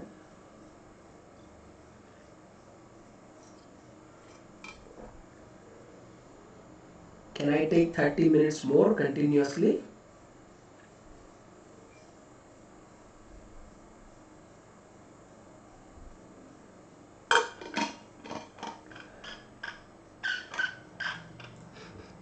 All got exhausted. Come on, cheer up. Okay. Wonderful. Okay, let's continue. So we were discussing about the secondary messengers. Correct, na? Okay. Friends, pay attention. Wonderful, wonderful. Pay attention. Secondary messenger. You know, most of the part B as well as the part C will be linked with the secondary messengers. Okay, of course they will raise the question from the pathways only, there is no doubt about it, but they will link the questions to this and they will ask. Okay, so pay attention. First of all, the moment you heard the name of a secondary messenger, what is the two important statements you have to remember, which was already asked in the exam? The first statement every student has to remember: all these secondary messengers are low molecular weight in nature. What, my friends? All the secondary messengers are low molecular in weight. Please remember. Which means you can ask, sir, are the primary messengers are having high molecular weight? Yes, I can say that. When compared to the secondary messengers, friends, undoubtedly the primary messengers are having the high molecular weight. There is no doubt about it. They are the low molecular weight, and most important, secondary messengers are the one which can diffuse into the nucleus. Very important, friends. Right, and you know very well the primary messengers cannot enter into the nucleus. You can ask me a question, sir, suppose example, if you take a hormone, even though hormone can enter into the cytosol, but if it wants to show the response, it has to activate the secondary messenger. Secondary messenger only can diffuse very easily into the nucleus, and it is required for what purposes? It is required for activity of something, it can inhibit something, it can make something stable, it can require for growth, it can do the multiple functions. Once again, the point is very clear. This function is exclusively guided by whom? Ligand. If the secondary messenger wants to work properly, everything comes from the primary messenger only. Now, many questions were asked right from the many pathways, and it's your responsibility to remember every secondary messenger with functions. Every secondary messenger. What are the different type of secondary messengers that we people has to study compulsory? Cyclic Gmp, Cyclic Gmp, and very important ones, DAG, diacylglycerol, very important, IP3, inositol triphosphate, Nitric Oxide, CO. These two are what kind of a secondary messenger? Gaseous secondary messenger, and we have to read about the calcium, right? Now, we will discuss one by one secondary messenger little elaboratively, because you have to know it compulsory. If you take cyclic AMP pathway, out of 10 question papers, 1 point is very correct. Every time we will get the question from the signaling, there is no doubt about it. I am specifically talking about cyclic AMP pathway 3 times. The question only asked from the cyclic AMP pathway very specifically in the exam, that too in the part C section. Okay, so remember that very clearly without having any kind of a confusions. Cyclic AMP pathway. Remember, friends, this is the signal molecule and this is the Gpcr receptor. The moment signal molecule come and attaches to the Gpcr, immediately Gpcr activate the G protein, and we all people know very well the G protein convert from GDP to GTP. Ultimately the Z protein will come and attaches to the effector molecule. Now you can ask me a valid question, sir, what you all has to ask me a valid question, that sir, why here only adenylyl cyclase effector molecule is activated? We all people know that there are many types of effector molecules are present, but why only adenylyl cyclase got activated? Of course, that is exclusively depending on the signal. That ligand wants to show the action with the help of adenylyl cyclase only. That's why only adenylyl cyclase is activated by the G protein. Now the activated adenylyl cyclase is going to activate or synthesize secondary messenger. We studied many times what's the function of a ACR adenylyl cyclase, which is going to convert the ATP to cyclic AMP. Here also very unique statement. Most of the students will think that adenylyl cyclase is going to activate only one cyclic AMP, which is absolutely wrong statement. Adenylyl cyclase is going to activate many cyclic AMPs, because it is impossible with one cyclic AMP. The signaling process cannot be continued only, friends. It takes a greater time. So that's why always multiple cyclic AMPs can be released. Now I will explain you very clearly. Focus. What is the ultimate function of a, we already solved questions also. What is the ultimate function of the cyclic AMP, friends? Ultimate function of the cyclic AMP is pKa. Protein kinase A. Now the point is here, what's the function of a protein kinase A?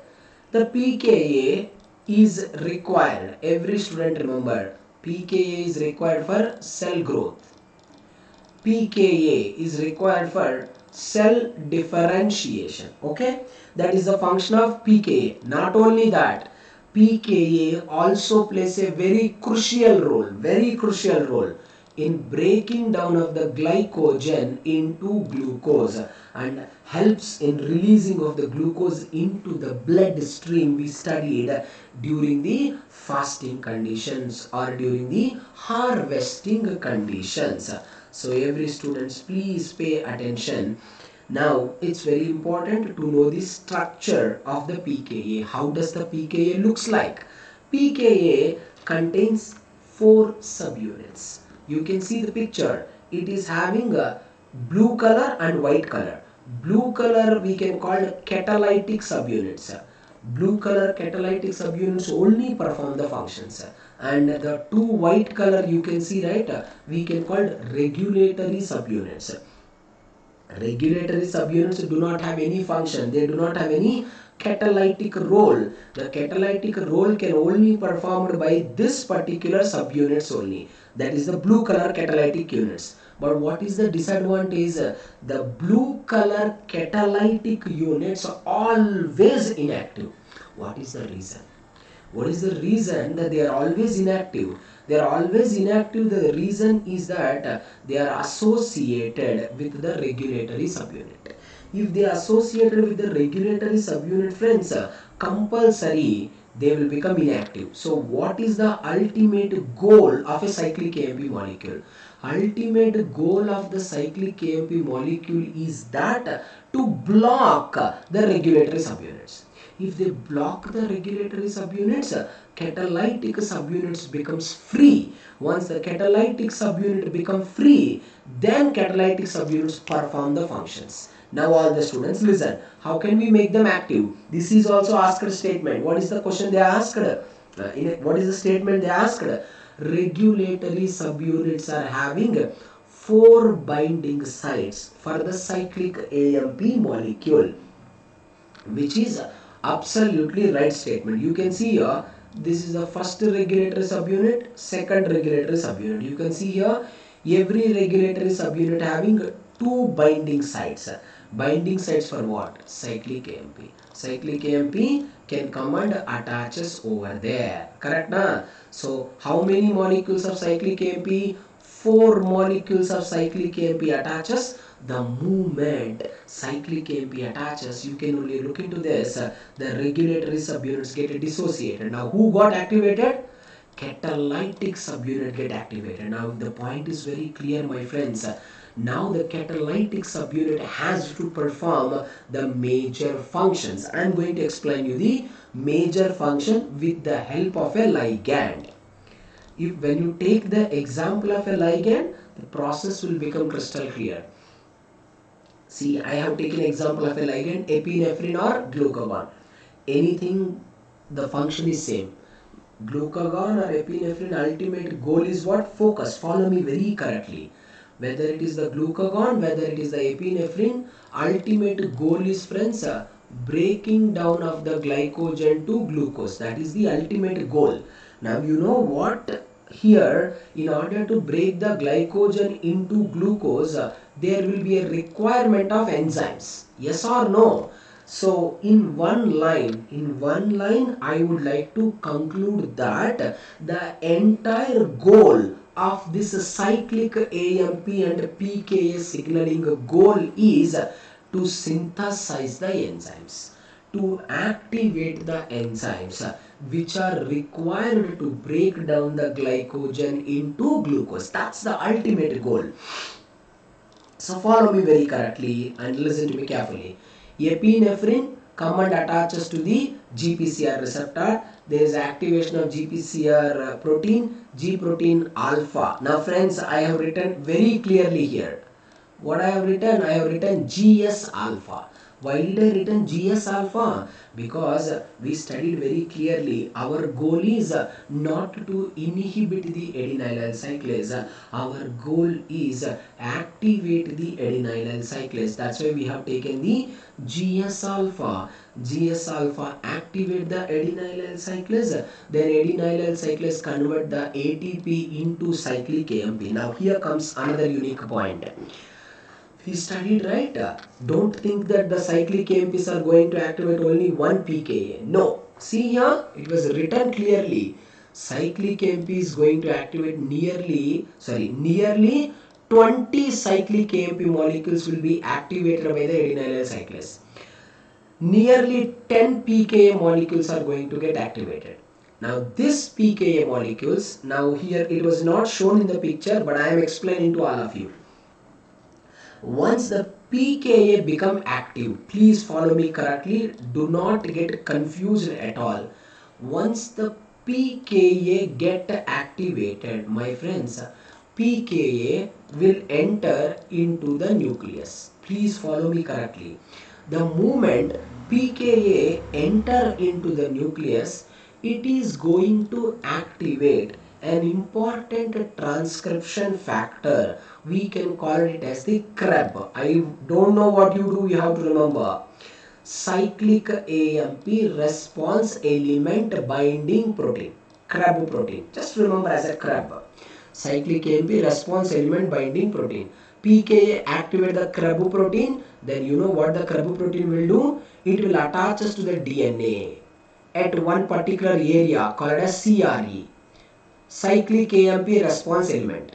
The moment CREB protein will come and attach us to the CRE region, then the gene undergo transcription, gene undergo translation, finally it synthesizes the enzymes or proteins. What are those?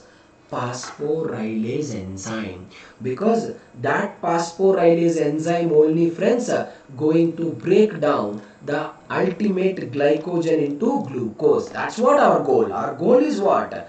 We have to synthesize the enzymes which are required to break down the glycogen to glucose. That's only our goal. That's what we have done. So what is happening? The moment cyclic AMP comes and attaches, it will activate the pKa. Activated pKa activating the CREB. CREB attaches to the particular DNA sequence, stimulating the gene to synthesize the protein. So you only listen. We have studied the glycogen is the stored form of a glucose. The glycogen is actually formed, friends, at least by combining 40,000 glucose molecule. So you have to understand, when we are under a severe harvesting condition, which means that we did not eat anything from last 48 to 72 hours, from 48 to 72, but still we will be surviving. Why? Because that excess glucose completely getting breakdown. You know, friends, during the severe fasting condition, the glycogen can break and release at least 10,000 glucose molecules into the blood circulation.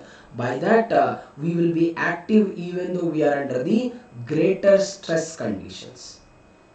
Hope you remember this. Just answer this particular question,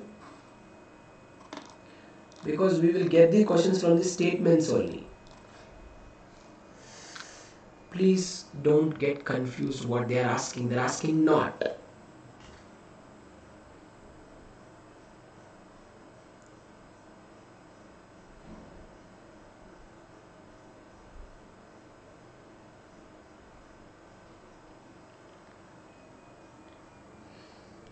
Just read the statements once.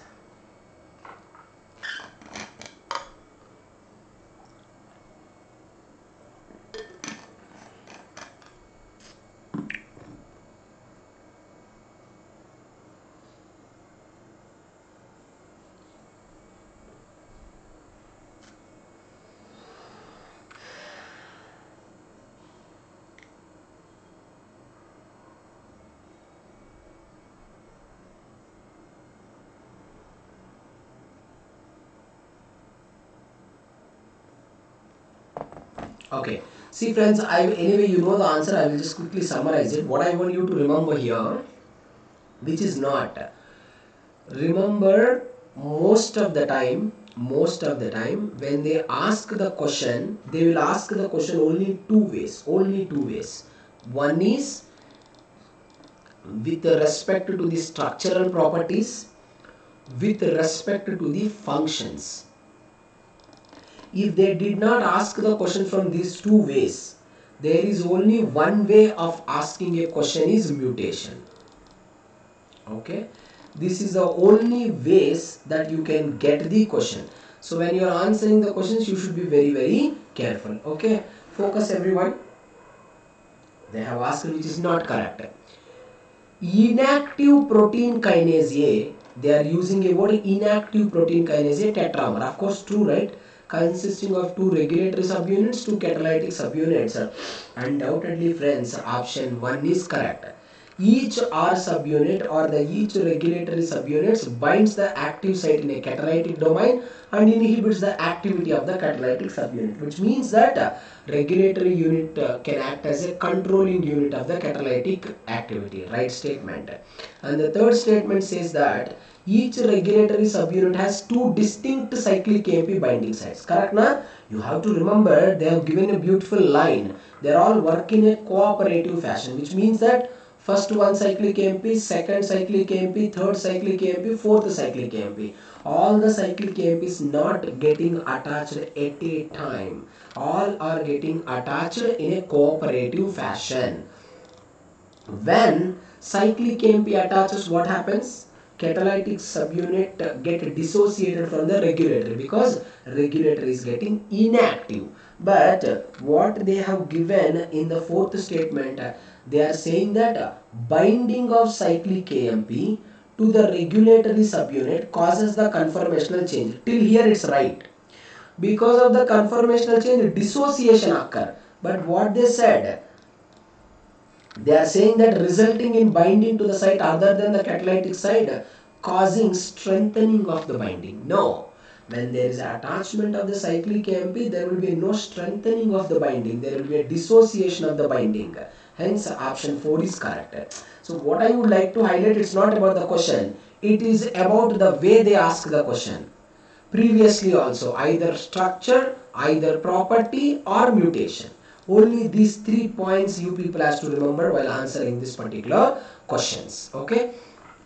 Now, friends, we have studied the first type, that is the cyclic AMP. Come on, be patient. Now, the next one we have to remember is the cyclic GMP. You know, friends, first point you have to remember, when compared to the cyclic AMP, cyclic GMP will perform multiple functions. Cyclic GMP, we studied, right? Adenylyl cyclase is the one which is converting ATP to cyclic AMP, right? When you read the cyclic GMP, what you have to remember? Guanylyl cyclase is the effector molecule which is converting GTP to the cyclic GMP. Please don't get confused with this particular point. And friends, please remember, when compared to the cyclic AMP, it is performing multiple functions. I can use the word that, please remember, cyclic GMP plays a key role in the glycogenolysis also. It required for, please friends, remember every function, required for apoptosis also. And I can tell you that two utmost major functions performed by the cyclic GMP. One is the phototransduction in the eye. Phototransduction is a process of differentiating the light and dark. Once again remember, phototransduction is a process of separating the light and dark. And the second one, it can act as a powerful vasodilator in order to relax the smooth muscle cells. These two are the ultimate functions performed by this particular cyclic GMP.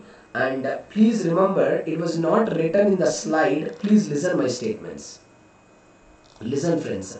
Please follow me. If the cyclic GMP, if it wants to relax the smooth muscle, friends pay attention.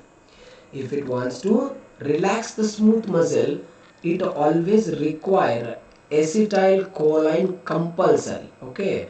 In the presence of acetylcholine only, the cyclic GMP, see, I mean to say, here acetylcholine is the one acting as the ligand. Because we discussed it, right? Without ligand, nothing is going to happen. So here the ligand is acetylcholine with respect to smooth muscle relaxation. And let's talk about the most important event. That is a phototransduction event. Very important event. Okay, focus. Everyone focus.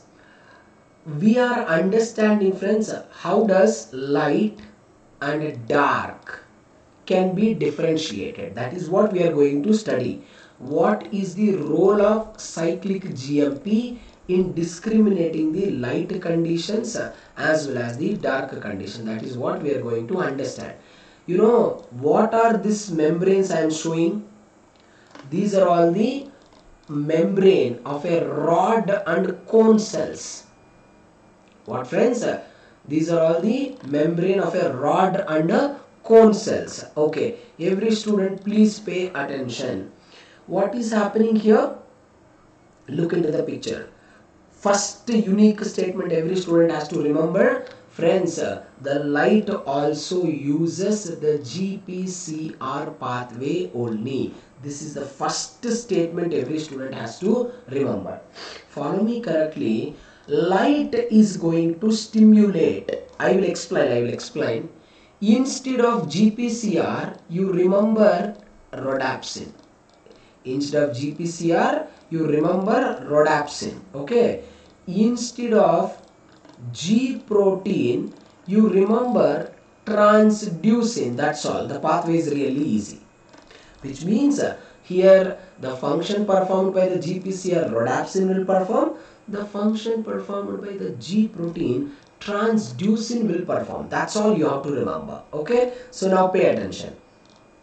What's going to happen? Light stimulates the rhodopsin, leads to activation of a G protein. All the students look into this. You can see the diagram very clearly. When there is a light falls, the rhodopsin get activated. The moment rhodopsin get activated, friends, the G protein is also getting activated. Here, what is the name of that particular G protein? Here, the name of that particular G protein only called, friends, transducin. Don't get confused. Now, what that particular transducin is doing, you have to remember.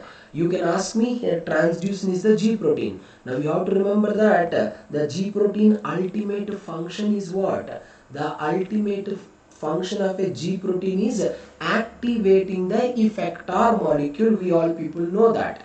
Now, please listen. What is the name of the, remember the question. What is the name of the effector molecule that is activated by the transducin? We can call it PDE. Phosphodiesterase. I don't know what you do, friends. You have to remember it. Now you can ask me, sir, now the effector molecule phosphodiesterase is activated. Now the question is very clear. What is the role of the phosphodiesterase? Keep it in your mind. The phosphodiesterase is actually breaking the cyclic GMP. Once again remember. Phosphodiesterase, very good. Breaking the cyclic GMP. The movement, understand. The moment cyclic GMP concentration got reduced, what will happen? There will be a immediate opening of the sodium channels. Immediate opening. of a sodium channels, then the sodium enters inside. Now please don't think that friends, the sodium channel will be opened all the time. No, the sodium channels will be opened only for a particular period of time, few seconds, not minutes, few seconds. The moment sodium channels and sodium ion enter inside, that signal reaches to the brain. What signal reaches to the brain? Follow me friends correctly. The signal reaches to the brain that membrane become hyperpolarized. Membrane become what? Hyperpolarized, because the sodium levels are becoming more. Now brain, what it will do? Brain will give the signal to close the sodium channel. Always remember that point. It will close the sodium channels and it will bring the calcium. The moment calcium comes into the picture, follow me correctly. The moment calcium comes into the picture, calcium block the activity of PDE. When the phosphodiesterase got blocked, cyclic GMP concentration increases, then it moves towards light. Remember like this. Cyclic GMP concentration is low, it leads to dark. When the cyclic GMP concentration is high, it is helpful in the light. Don't get confused. I'll just summarize in 1 minute. First, what is going to happen? Light is stimulating the rhodopsin, leads to the activation of rhodopsin, followed by the activation of G protein. Now the G protein alpha convert from GDP to GTP. Now the G protein alpha activate the PDE. It's not the matter of a night. No, you should not use the word night here. You should use the word light and a dark, Abdul. Okay. Suppose example, you close your eyes.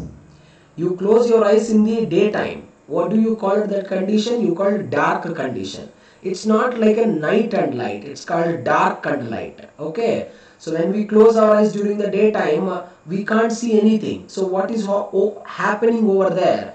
There will be an opening of sodium as well as the calcium channels.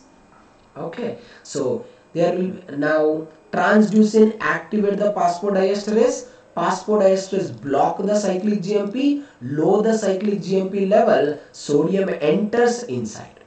The moment sodium enter inside, membrane become hyperpolarized. So to control that excessive level of sodium, the sodium channels will become closed.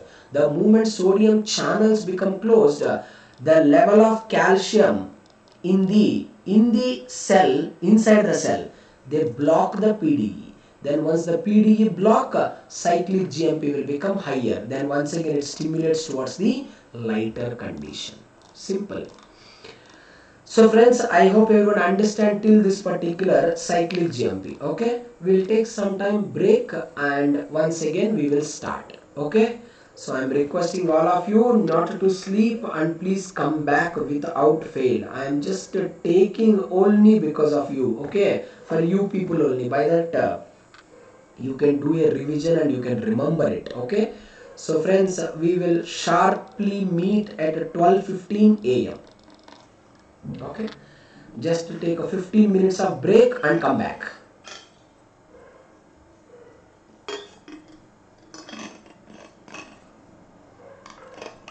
Okay, bye bye. I'll come back in 15 minutes sharp. Okay.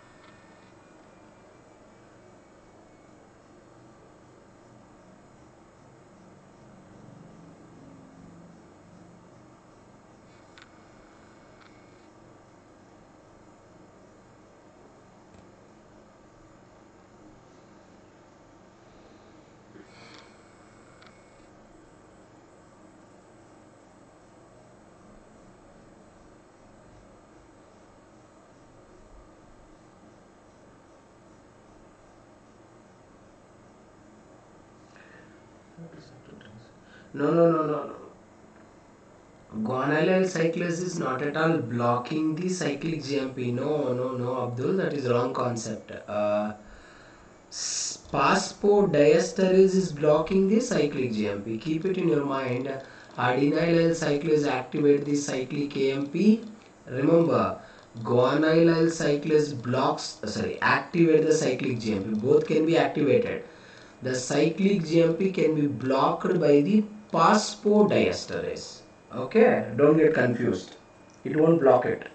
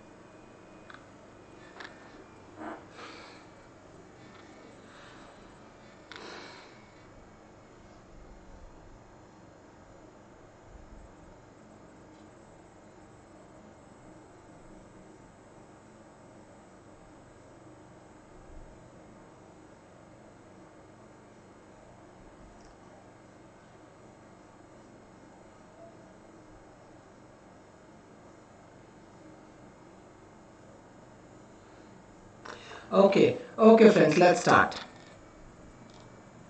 Okay, let's continue. Don't have much time.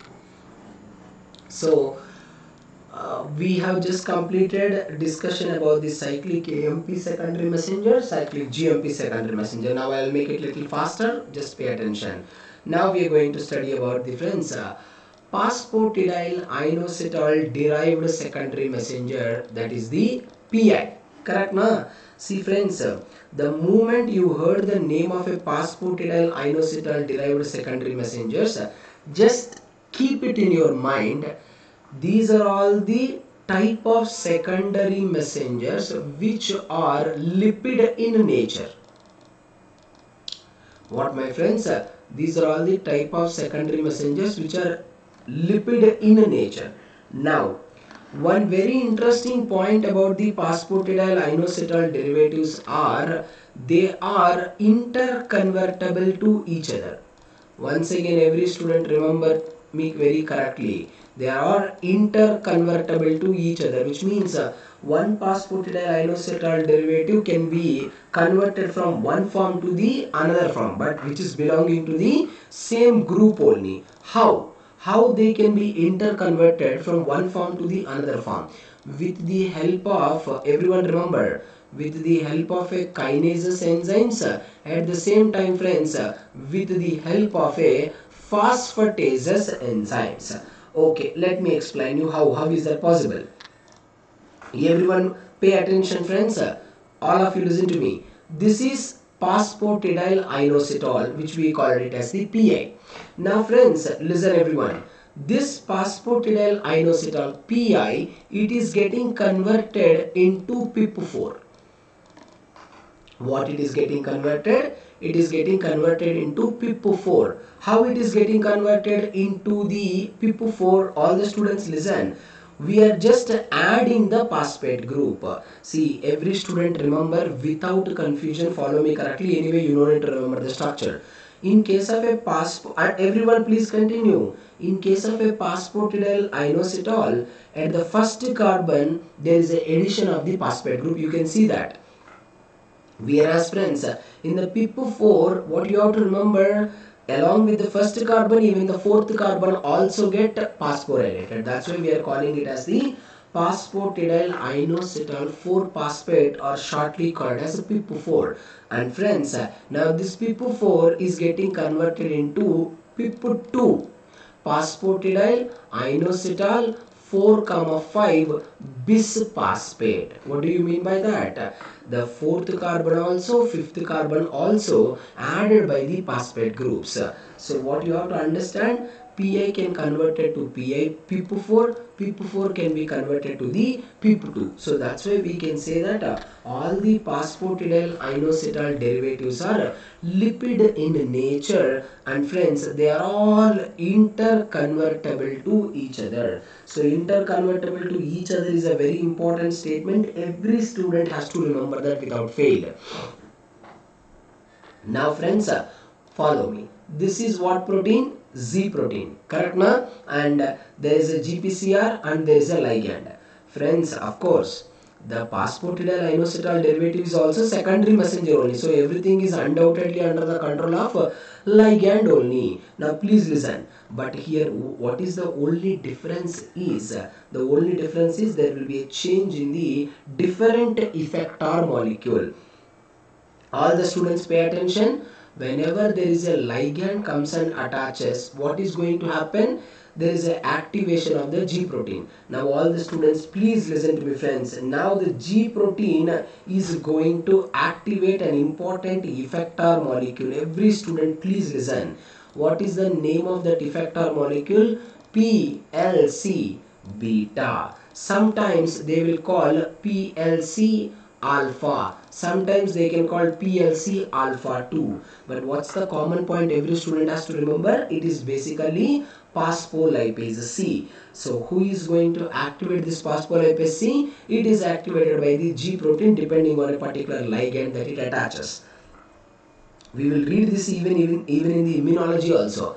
Keep it in your mind that PLC beta having an ultimate function. What is the ultimate function performed by the PLC beta?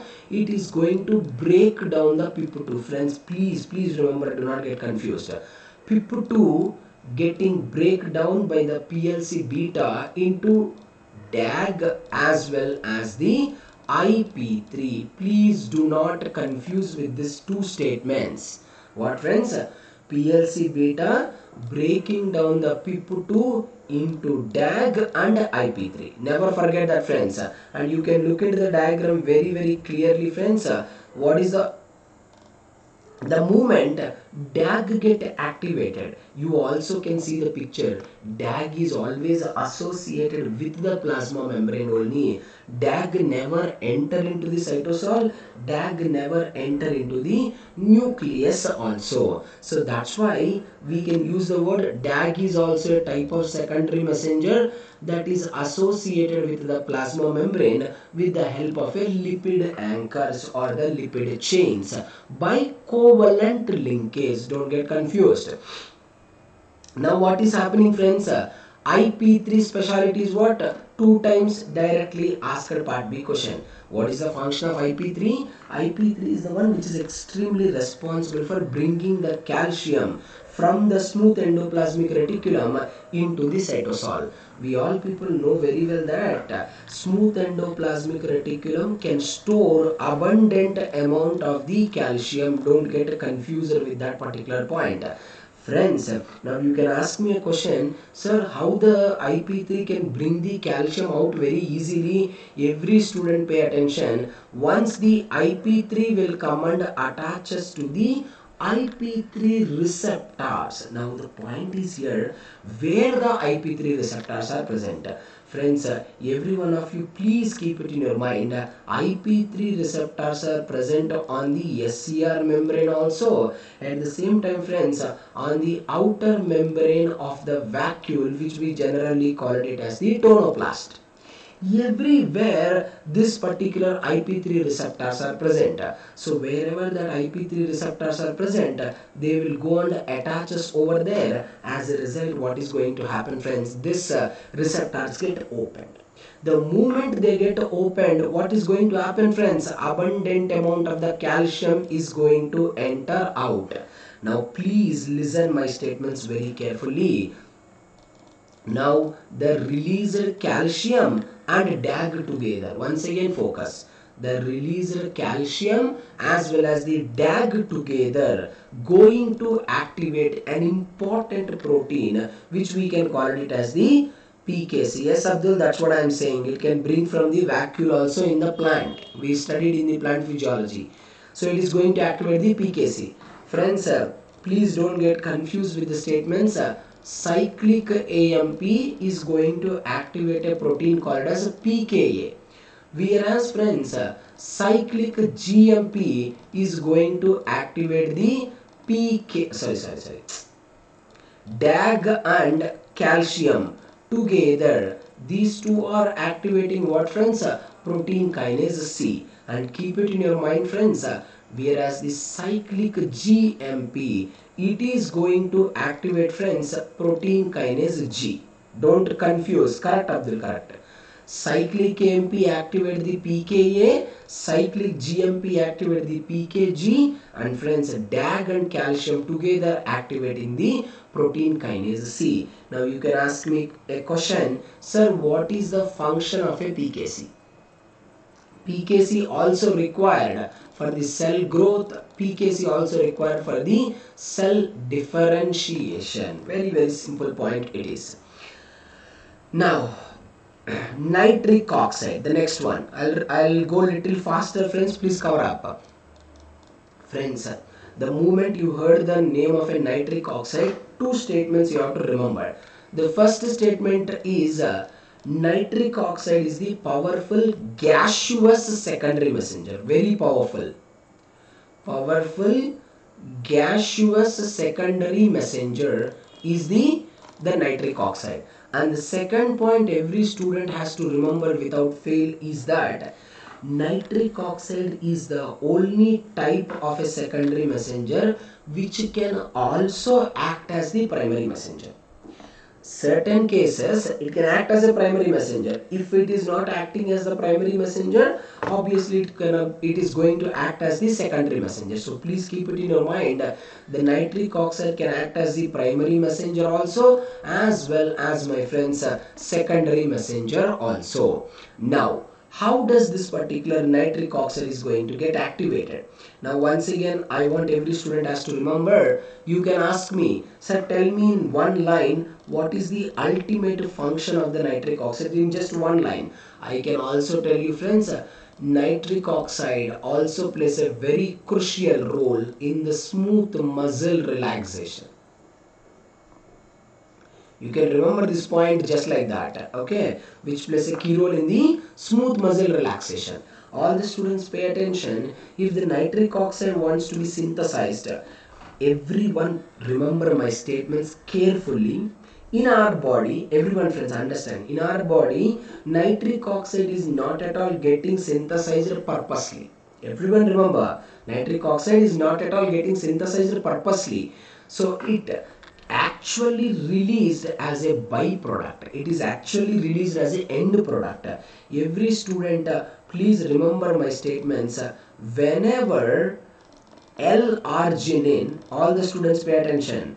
Whenever the L-arginine is getting converted into citrulline, how this particular reaction can be catalyzed, all the students remember. L-arginine can be converted into the citrulline, friends, by an important enzyme we can call it as the nitric oxide synthase enzyme. Whenever L-arginine can be converted into the citrulline, friends, all the students keep it in your mind, there is a releasing of the nitric oxide as a byproduct, as a intermediate product, and this nitric oxide later involved in the smooth muscle relaxation. Now the interesting point is what, friends? The interesting point here is that everyone remember, if nitric oxide synthase enzyme wants to be active, it will be requiring an important cofactor. So what will be the cofactor here? The cofactor will be the calcium. Never forget, friends. What will be the cofactor? The cofactor will be the calcium. So what is the statement I would like to conclude here? Remember my statements. Once all the secondary messengers can interact with each other. In other words, one secondary messenger can stimulate the action of another secondary messenger. But you also remember, friends, one secondary messenger never inhibit the action of another secondary messenger. It won't happen in most of the cases. Most of the cases, one secondary messenger is going to activate the another secondary messenger only all the time. Don't confuse with that particular points. Now next and last type of the secondary messenger, friends, calcium. Please listen, I can use one word. I am not at all saying that calcium is only the most important ion inside our cells or inside our body. I am not saying that. What I am saying is, listen my statements carefully. 70% of the physiological functions, 70% of physiological functions that are occurring inside the living cell, they will be requiring the presence of calcium. So that many functions are under the control of a calcium. That's why, friends, we can call calcium is the most important one. Don't get confused with that particular point. Now the interesting point, suppose example, let's take an example, blood clotting. There is a requirement of calcium. Suppose example, muscle movement, there will be a requirement of the calcium. For many purposes calcium is required. Now you have to understand very unique statement. Anyway, calcium can act as one of the powerful secondary messenger, no doubt about it. The statement every student has to remember, friends, how does the calcium is going to regulate it? Everyone remember my statement, friends. Actually calcium regulate itself. We can use the word self-regulations. Now self-regulation. How does the self-regulation of calcium will take place? The self-regulation of calcium will take place with the help of channels, with the help of pumps, and friends, with the help of carriers. Never ever forget this particular statements. With the help of carriers, pumps and channels, calcium itself getting regulated. All the students pay attention. Look into the picture. I will explain the conditions. Follow me, everyone. First, the condition is, friends, inside the cytosol. I am using the word cytosol because, friends, from here also we can get the statements. That's why. Okay. Inside the cytosol, the level of calcium is very low. Okay. Then obviously, friends, the calcium has to enter inside. There is no doubt about it. Now the question is, my friends, how does that particular calcium is going to enter inside? Friends, that particular calcium is going to enter inside with the help of a voltage gated calcium channels. So friends, even you can expect in the part B question, which of the following transporters involved in the influx of calcium? Because calcium never comes in and never go out with the help of a same transporter. That is entirely different. Don't get confused with that particular point. So if the calcium wants to come inside, then only they will use the channels. Okay, now the point everyone remember, with the help of a voltage gated calcium channel, the calcium entered inside. There is no doubt about it. Once the calcium entered inside, what is the statement you have to remember? That calcium which is present in the cytosol, it will come and attaches a specialized receptor. Please remember the name of the receptor without fail. A specialized receptor which are present on the smooth endoplasmic reticulum lumen. What do we call it that as? We will be calling it as the ryanodine receptor. The moment it will come and attaches to the ryanodine receptor, please remember where the ryanodine receptor is present. It is present on the membrane of the smooth endoplasmic reticulum or the sarcoplasmic reticulum. The moment it attaches, see here, calcium only attached, you can see here. The moment calcium molecule attaches to that particular ryanodine receptor, the ryanodine receptors get opened. The moment receptor get opened, what is happening, friends? Abundant amount of the calcium ions will be entering from the smooth endoplasmic reticulum into the cytosol. Now you have to listen. Now, initially in the starting condition, what we understand, the level of calcium becoming lower in the cytosol.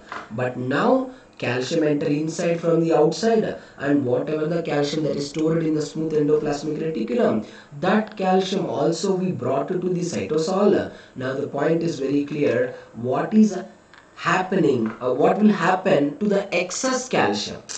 Because friends, any ion in our body has to maintain the homeostasis mechanism. Now obviously it has to go out. Yes or no? Of course yes. So now the question is very clear. How does the calcium can go out of the cell? That is the question. Calcium will go out of the cell with the help of a sodium calcium exchangers. So 3 sodium come in and 1 calcium go out. So what is the point every student has to remember here? The secondary messenger calcium enter inside the cell with the help of channels. It will go out of the cells, friends, with the help of a exchangers. Please don't get confused with that particular point. We'll go little faster, friends. Not too much fast, little fast. By that we can cover faster. Okay, now we have finished all the type of the secondary messengers, correct na? So now friends, now what we have to study? Now we people has to study the most important one, that is the enzyme linked receptor pathways. Okay, just a minute, it is getting downloaded.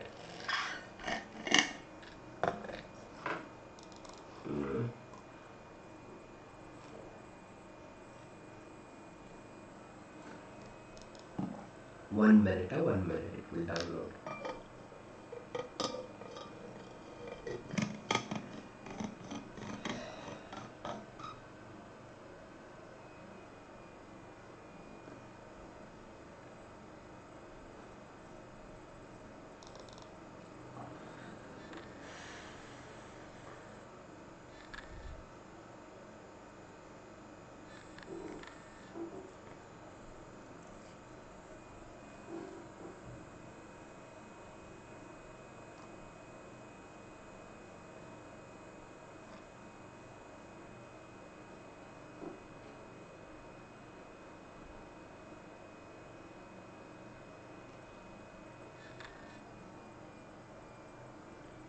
Just 1 minute, it's opening.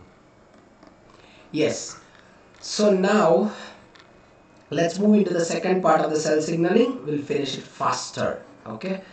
We'll finish it faster and we'll go to the other topic. Okay. Now friends.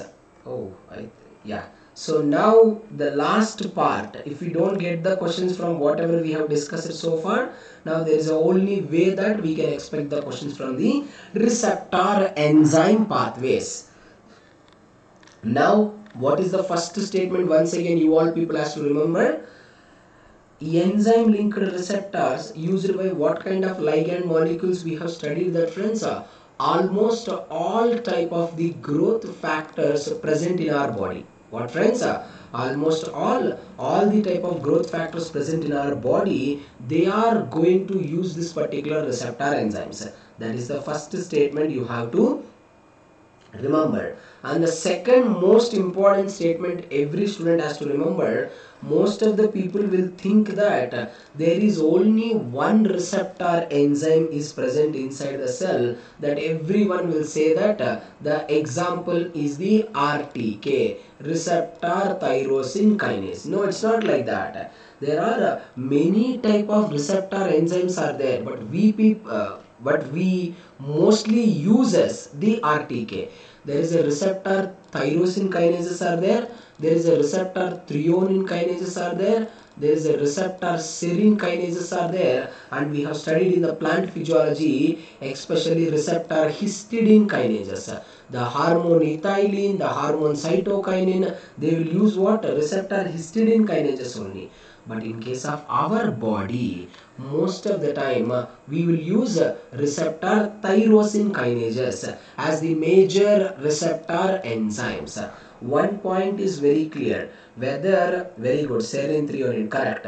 One point is very clear, whether it is, everyone remember my words, whether it is the receptor threonine kinase, serine kinase, histidine kinase, tyrosine kinase, doesn't matter, friends.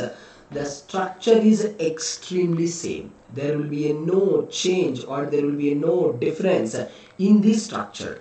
How? All the students pay attention and listen my statements very carefully. Every receptor linked enzyme having three domains. From here only we can get the questions. Same extracellular domain, friends, which we generally call it as the ligand binding domain. Then, friends, followed by the transmembrane domain, and friends, followed by the cytosolic domain. We all people know that very well. Now, once again, the statement is a very straightforward statement. Follow me correctly. You can see here, these two are actually acting as the inactive monomers. Yes or no? Of course, yes. And when they are going to become active, they are going to become active whenever they are associated with the ligand. So, what's the point you have to remember? Ligand is the one which plays a key role in the process of a dimerization. The point is very clear. Upon dimerization, they can show the process of autophosphorylation. Why they can show the process of autophosphorylation? Because, friends, they are having intrinsic kinase activity. We all people know that very well. See, don't confuse. What do you mean by the word intrinsic kinase activity? Suppose example, these are all RTK receptor. So RTK receptor means, you only tell me what kind of amino acids are present in the cytosolic domain. They contain full of tyrosines. Correct, na? Of course, they contain full of tyrosines. Now, at the same time, they are having kinase activity. So what is happening? This domain will add the phosphate groups here, and this domain will add the phosphate groups to this tyrosine molecules. That is only, friends, we will be calling it as the autophosphorylation activity. Don't get confused with that particular point. In the morning class, while studying the cancer biology, we have studied a proto-oncogenic receptor is getting converted into oncogenic receptor. Why? Because even though in the absence of a ligand, they become dimerized and they will undergo the process of autophosphorylation. Okay. And once again, in the 2020 paper and 2019 also, we got the questions from this growth and survival factors. I don't know, friends, what you do. It's your responsibility that you people has to remember them compulsory. So at least whichever I am writing or I am marking, please remember them.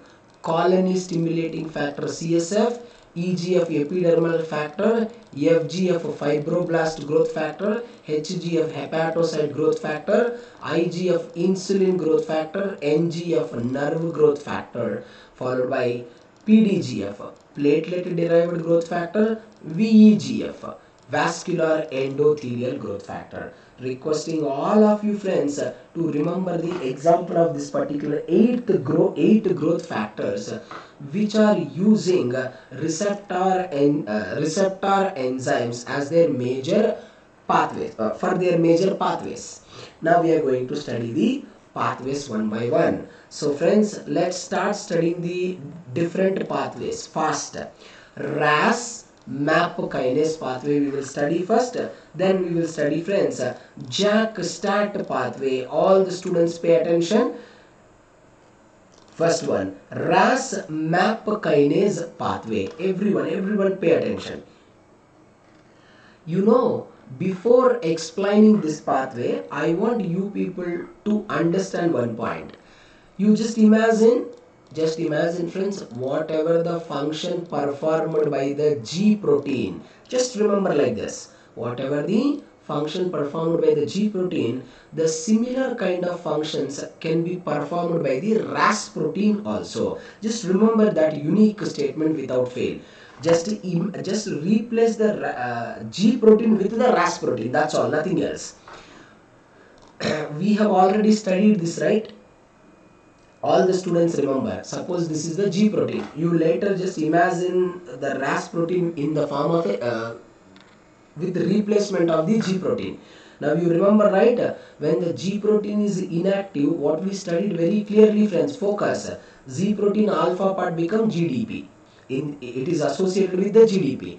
Now when there is a ligand comes and attaches, the GF protein will come and convert the G protein alpha GDP form to the Z protein alpha GTP form. We all people know that. Then what is going to happen? The activated G protein will come and attaches to the targeted protein and finally show their majority of action. But we also know very well, once the response is over, there are two proteins. One we can call a gap protein. You can also call it as the gap protein, also called as GT-base protein, and the second protein called as GDI protein. Either gap or GT-base protein and GDI protein. What these two proteins are doing, friends? These two proteins are bringing back the G protein back to the GDP form, that is back to the inactive form. We all know that. So what I am saying, instead of imagining here G protein, just imagine the Ras protein. Rest everything is same. There will be no difference at all. So friends, all the students listen. So I will explain the pathway very easily. Focus. You have to remember almost all the protein names without fail.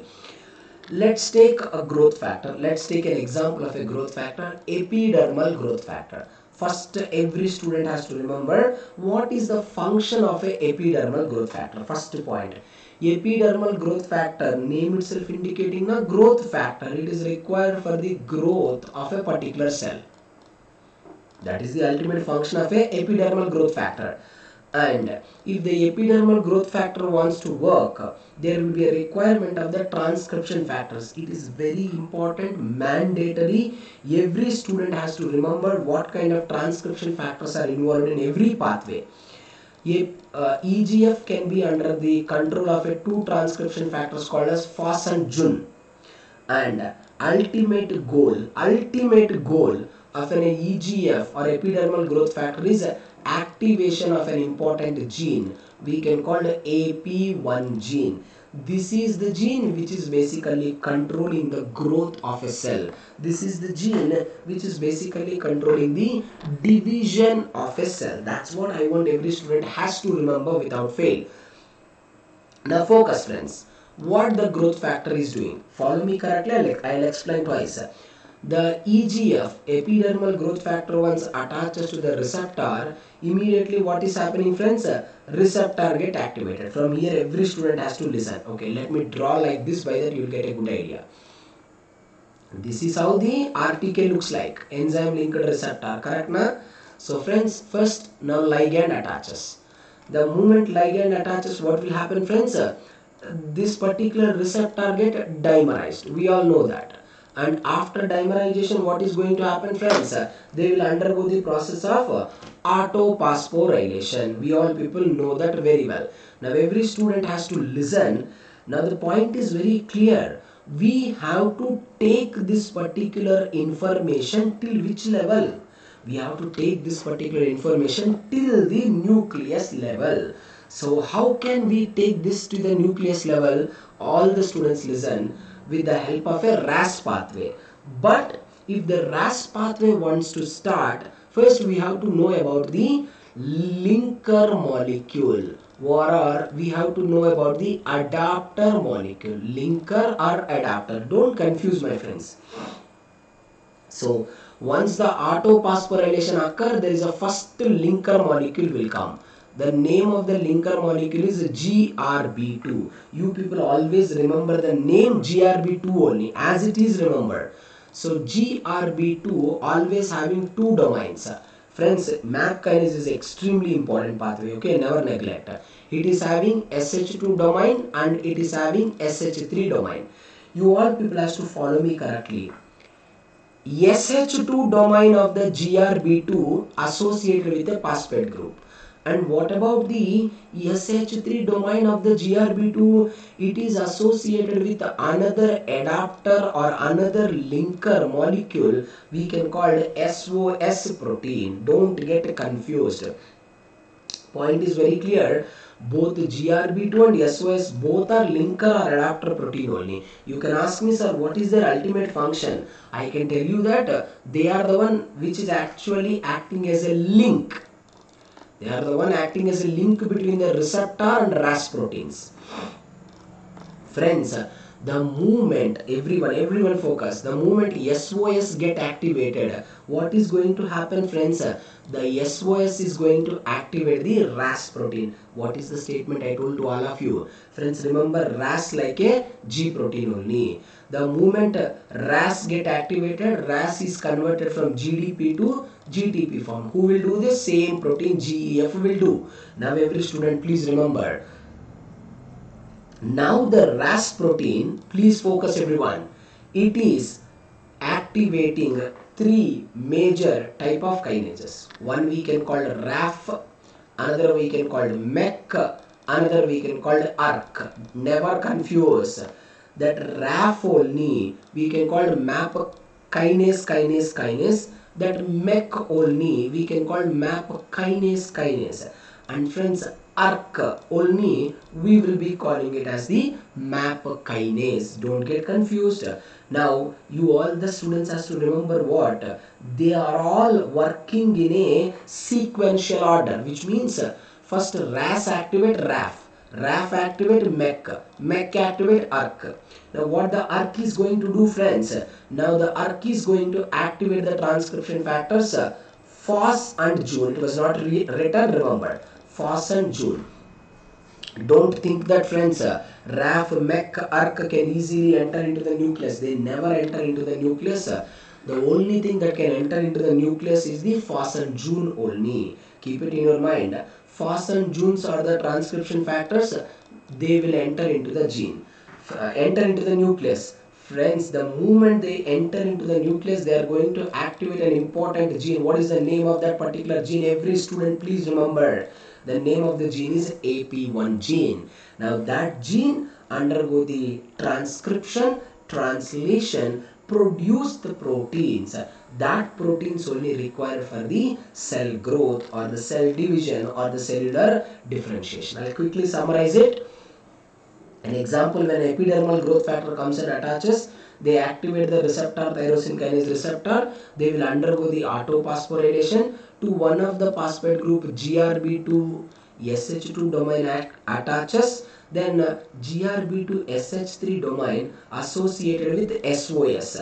Then SOS activate the RAS, RAS activate RAF, RAF with MEC, MEC with ARC, ERK activate transcription factor enter into the nucleus. Ultimately they are going to activate the gene.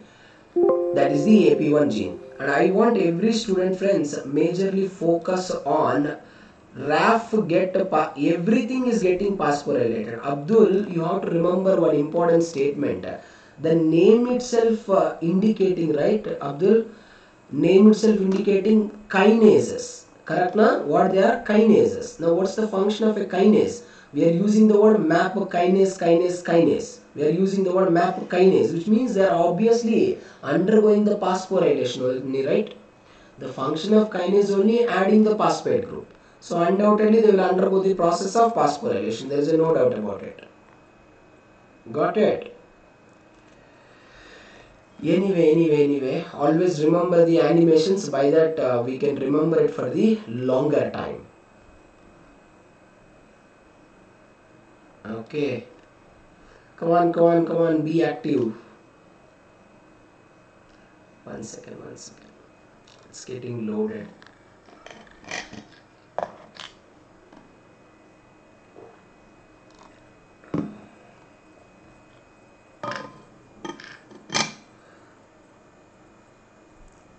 Do you know that a 16-year-old makes more money from his YouTube channel in 1 month than a corporate employee who's slogging for over 5 years? Okay. The MAP kinase. I want you to majorly understand with respect to the mutations, because in a given 4-marker statement the questions will come from the mutation. The mutation is occurring because of default in which binding site. So majorly focus on the mutation. Signaling pathway. The MAP kinase signaling pathway in the normal cell.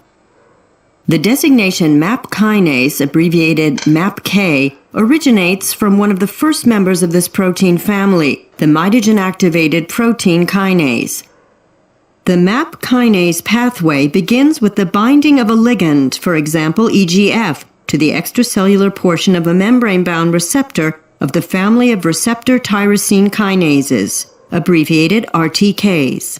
Ligand binding leads to the dimerization of 2 subunits of the receptor tyrosine kinase. At the inner side of the receptor, tyrosine kinase domains catalyze phosphorylation of itself and also of the other subunit.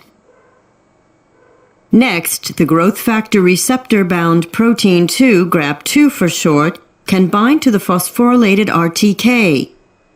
The protein SOS, named after its homologue son of sevenless in Drosophila, is able to bind to the membrane-bound protein Ras. Inactive Ras is bound to the nucleotide guanosine diphosphate, GDP. SOS catalyzes the exchange of the Ras-bound GDP against GTP, guanosine triphosphate. This exchange leads to the activation of the Ras protein. In its active GTP-bound state, Ras is able to bind to several effector proteins. The kinase BRAF is one of the most important effectors of Ras.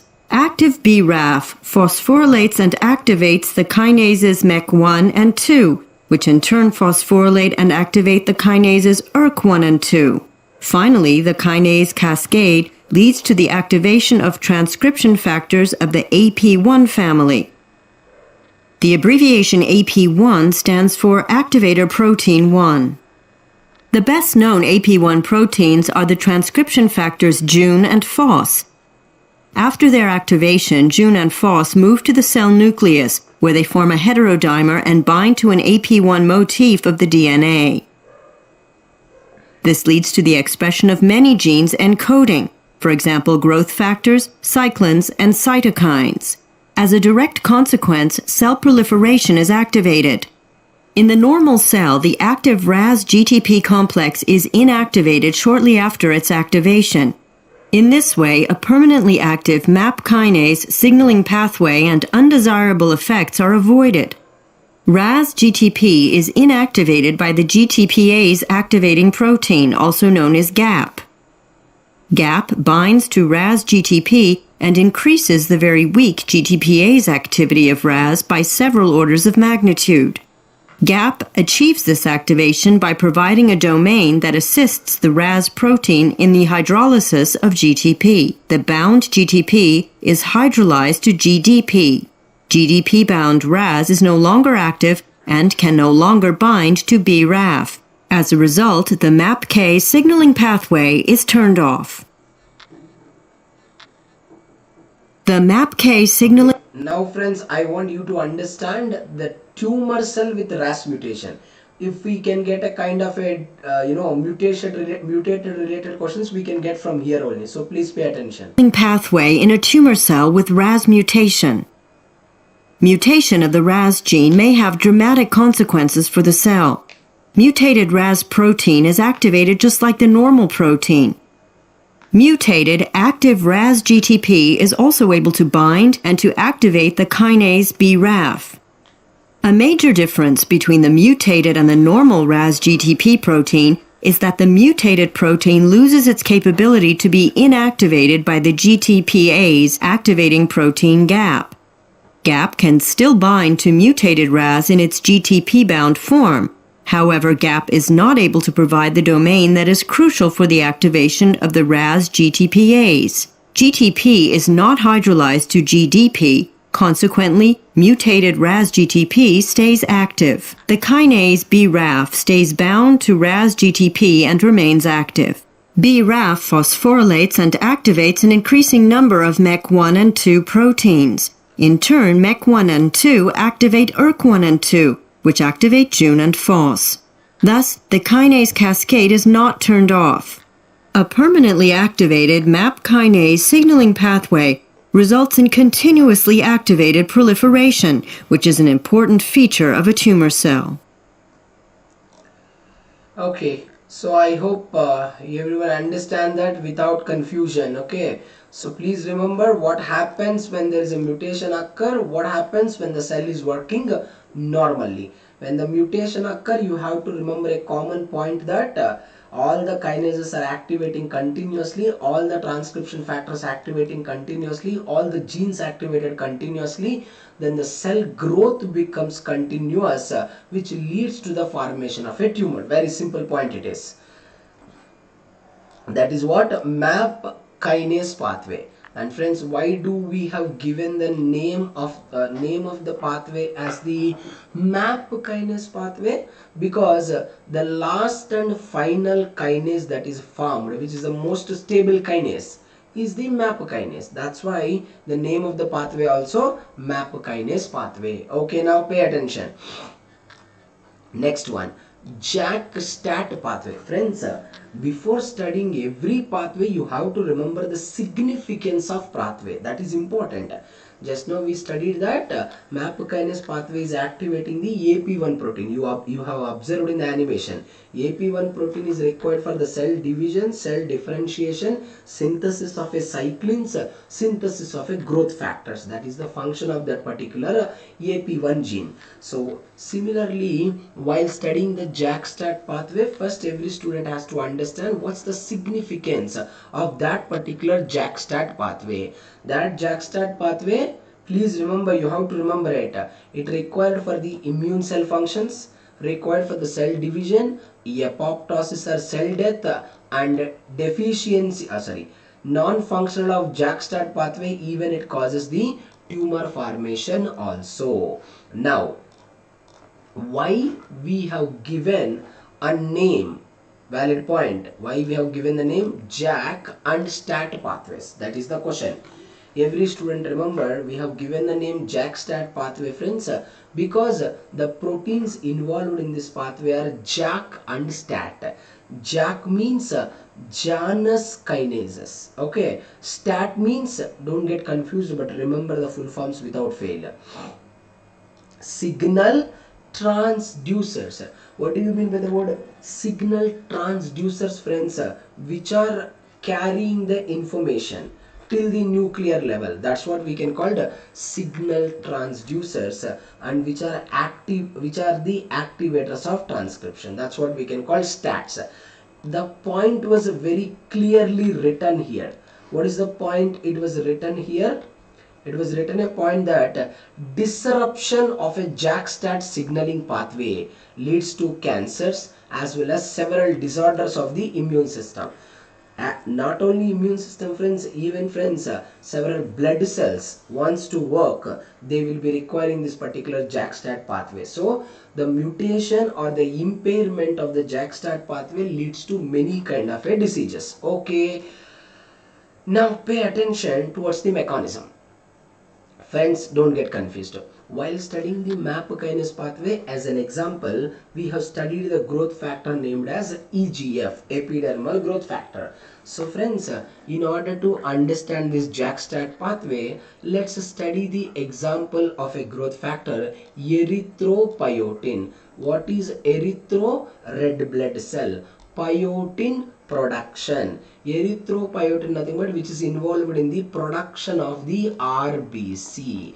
So if the RBC cell wants to produce it adequately in an abundant amount, we will be requiring this particular erythropoietin. Now this erythropoietin can't show the action on its own, right? If it wants to show the action, compulsory it has to attach us to a particular receptor. There is no doubt about it. So to what kind of receptor it is going to associate? It is going to associate with the receptor called as, friends, EPO receptor. The moment it attaches to the EPO receptor, every student has to follow me correctly. EPO receptor having a JAK domain. You can see that.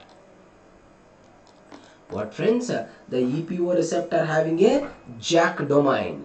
Now that particular JAK domain, look into the picture. Upon ligand binding, only I am talking with respect to the ligand binding, after ligand binding only. After the ligand binding, the JAK domains can undergo the process of autophosphorylation. Now there are different pathways will occur. See here, because friends, the response. See, what is the function of erythropoietin?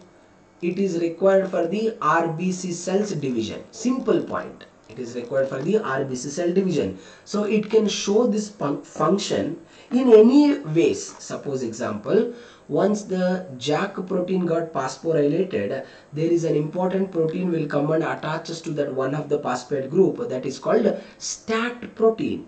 Friends, listen to me very carefully. When one STAT protein got phosphorylated, everyone follow me. That STAT protein can expose its SH2 domain. Everyone listen to me, friends. So SH2 domain of one STAT protein can easily associated with the SH2 domain of the another STAT protein. Now follow me once again. Whenever two STAT proteins are dimerized, follow me, friends. Whenever the two STAT proteins are dimerized, then only, friends, there will be an expression of an important signal. What is that signal? Called as NLS signal, which we can call the nuclear localization signal, because we know very well, ultimately the signal has to reach till the nucleus level. They have to stimulate the gene expression. That's the ultimate goal. So if this particular STAT wants to enter into the nucleus, compulsory they will be requiring the a signal which we can call NLS. Through that signal they enter into the nucleus, they will allow the expression of that particular gene. Very simple point it is. Once again I will re-explain, follow. Once erythropoietin comes and attaches, two receptors get activated. The moment two receptors get activated, there is activation of JAK, undergo the autophosphorylation. Then there is a stimulation of the STAT protein. Then the activated STAT expose its SH2 domain or express its SH2 domain. So whatever the SH2 domain that is exposed or expressed, to that another STAT molecule will come and attaches. When two STAT molecules come and attaches, there will be expression of the NLS signal. Now friends, that particular NLS signal is going to affect the gene expression in the nucleus. Kindly do not get confused with that particular point. Now what I want to say here, I can express the gene expression not only with STAT molecule, the same gene expression I can also express with the help of this particular MAP kinase pathway. So what I mean to say here, listen, this erythropoietin or the ligand molecule, if it want to show its response, it can show the response in any way. What, my friends? It can show its response in multiple ways. Don't get confused with that particular point at all. So same, erythropoietin comes and attaches to the erythropoietin receptor, activating the JAK. Now look into the picture. Here what has attached to the JAK, friends? Here STAT has attached to the JAK. Now every student remembered. Now here to the JAK, see here everyone, GRB2 attaches. Now we already studied this just in the previous pathway. The moment GRB2 get activated, SOS get activated. Then SOS is going to activate the Ras, and we all people know that Ras is going to activate the MAP kinase pathway. Finally, it can show the response. So the point is here, the erythropoietin ultimately can show its response by using any of the pathway. Please don't say that two pathways are occurring simultaneously. That is wrong statement. Two pathways never occur simultaneously. It will use any one pathway depending on the condition, depending on that particular cell. Here you can see this. Look into this. This is the growth factor and this is the a particular receptor, growth factor receptor. So we have taken the growth factor as the erythropoietin. That's why we can call it as the erythropoietin receptor. Very simple point. Having a JAK domain. Now the JAK domain, upon ligand binding phosphorylated, then the STAT will come and attaches. Now the activated STAT, we can call it as the dimer. And what does they express? They express the NLS signal. Through the NLS signal, they enter into the nucleus, attaches to the specific gene. They stimulate that particular specific gene to undergo the transcription and translation. Very, very simple pathway it is. Then friends, we'll go a little faster but effectively. Insulin signaling pathway. I want to tell only one thing. What is one major difference between the Gpcr pathway, MAP kinase pathway, JAK-STAT pathway and insulin pathway? When in case of all pathways, what we read, in case of all pathways, we read that, listen my friends, receptors are getting dimerized. Follow me. Receptors are getting dimerized only whenever there is a ligand comes and attaches. That is what we studied. But every student, please listen my words.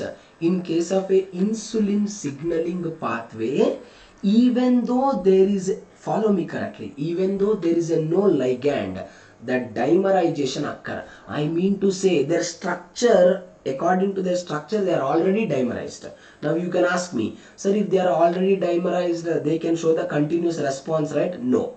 What I want to say, even though they get dimerized, my friends, they never ever be activated. That's the point you have to remember.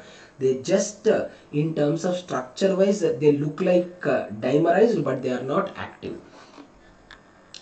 What is the one single function of the insulin? I can tell to all of you, insulin is the major hormone in our body that plays a crucial role, where friends, in the process of the glucose homeostasis, we all people know that, and most of the students will say that insulin is the hormone which is converting glucose to glycogen. You should not use the word insulin is converting glucose to glycogen. That you should not say that. You should always use the word insulin is converting excessive glucose into glycogen.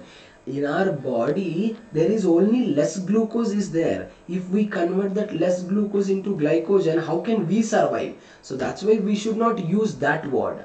What word we have to use? We have to use a word that insulin is going to convert excess glucose after utilization. Very good. Antagonistic to glucagon. Wonderful. It is converting excess glucose to the glycogen.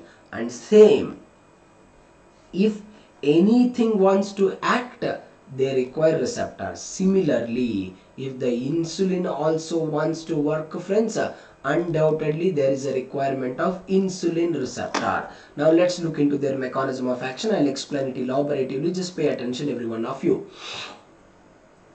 This is insulin, correct now? Friends, I want you to listen to me very carefully. You only look into this. This is the receptor of insulin. It is already dimer, right? The structure itself very clearly indicating, the structure itself clearly showing us. See here, there are two alpha units are there. There are two beta units are there. Correct na? Even forget about insulin was not attached. Forget about insulin is not attached. Even though in the absence of insulin, that two types. Everyone remember, the two receptors alpha and beta already dimerized, but even though they got dimerized, they are not undergone the autophosphorylation. Don't confuse. If they undergo the autophosphorylation, then only the signal can transfer. Correct na? Now what's the point, my friends? They will undergo the process of autophosphorylation only when the insulin binds. Don't confuse. The moment insulin comes and binds, immediately what is going to happen, friends? Autophosphorylation occur. See, I will tell the pathways correctly. Focus. The moment autophosphorylation occur, there is an important molecule will come and attaches. What is that important molecule? We can call the IRS1. What is IRS? Insulin receptor substrate 1. Don't confuse, friends. What do we call them as? Insulin receptor substrate 1. What is that insulin receptor substrate 1 is doing? Focus. That insulin receptor substrate 1 having two domains. Follow me very correctly, don't get confused. Suppose this is the IRS1. Same, it is having two domains. One domain we can call, friends, SH2 domain. Another domain, friends, we can call it as the SH3 domain. Follow me correctly. Now you know what is happening. SH2 domain of the IRS1 associated with the phosphate group. SH3 domain of the IRS1 attaches to the GRB2. Now what is happening? GRB2 activate the SOS protein. Now everything is common. SOS protein activate the RAS, RAS activate RAF, RAF activate MEC, MEC activate ERK. How does the RAF MEC ERK activated? Activation is exclusively depending on the phosphorylation only, because all are the kinases only. Friends, once that activation is over, ERK is entering where? Into the nucleus. Now you have to listen to me once again. While studying the epidermal map kinase pathway, we studied that ERK will go and activate the two transcription factors called as FOS and JUN. Please don't consider that every time the same transcription factors comes into the picture, which is entirely opposite. Here the signal is insulin, so there are very specific transcription factors are present. So what you have to remember, friends, this particular ERK is going to activate two transcription factors. I want every student has to remember, called as SRF and ELK1. Now these two transcription factors come and associated with the DNA, and by that the gene can be stimulated, undergo the transcription, undergo the translation, finally produce a protein or enzyme. You know what kind of a protein or enzyme it will produce? It will produce an enzyme called as glycogen synthase enzyme. We studied in the biochemistry. What is the function of that particular glycogen synthase enzyme? That is the one which is going to convert the excess glucose to the glycogen. So what is the significance? You have to remember, the entire significance of this particular pathway is that to convert, to synthesize this particular enzyme which convert the excess glucose to glycogen. That's why this entire signaling will occur. Now the only significant difference you have to remember is that remaining all other receptors, upon ligand binding only they will become dimer, but in case of a insulin signaling pathway, without attaching of a ligand molecule also it is dimerized. Even though it is dimerized, they are not active. Activation once again depending on the ligand binding. That's all I want you people to remember. And once again, the question which was asked in the part B, okay, very important, friends. What kind of transporters that are actually involved in the transport of the glucose into different tissues? You have to remember that, because everywhere in our body the glucose cannot be transported by using very general receptor. You have to remember that. An example, GLUT1. You know, friends, what I can use the word GLUT1? I can use the word GLUT1 is a ubiquitous. or generalized transporter, which is present in almost all the tissues. So most of the time tissues will use very specifically only. So keep it in your mind, GLUT2, whichever I am highlighting, my friends, you people remember that without fail. GLUT2, they are found primarily in the intestine, pancreas, kidney and liver. I want you to remember. And GLUT3, this is the transporter exclusively found primarily in the neurons. Don't get confused. GLUT4 present in the heart, adipose tissue and skeletal muscle, and this is only asked in the part B question. Which of the following GLUT2 receptors are adequate in the skeletal muscle? This is the question they have asked, which is the GLUT4. And GLUT5, it is also a kind of generalized receptor because it is present in many areas. So you people all just focus on GLUT1, GLUT2, GLUT3, GLUT4. Nothing to explain over there, friends. You have to remember it.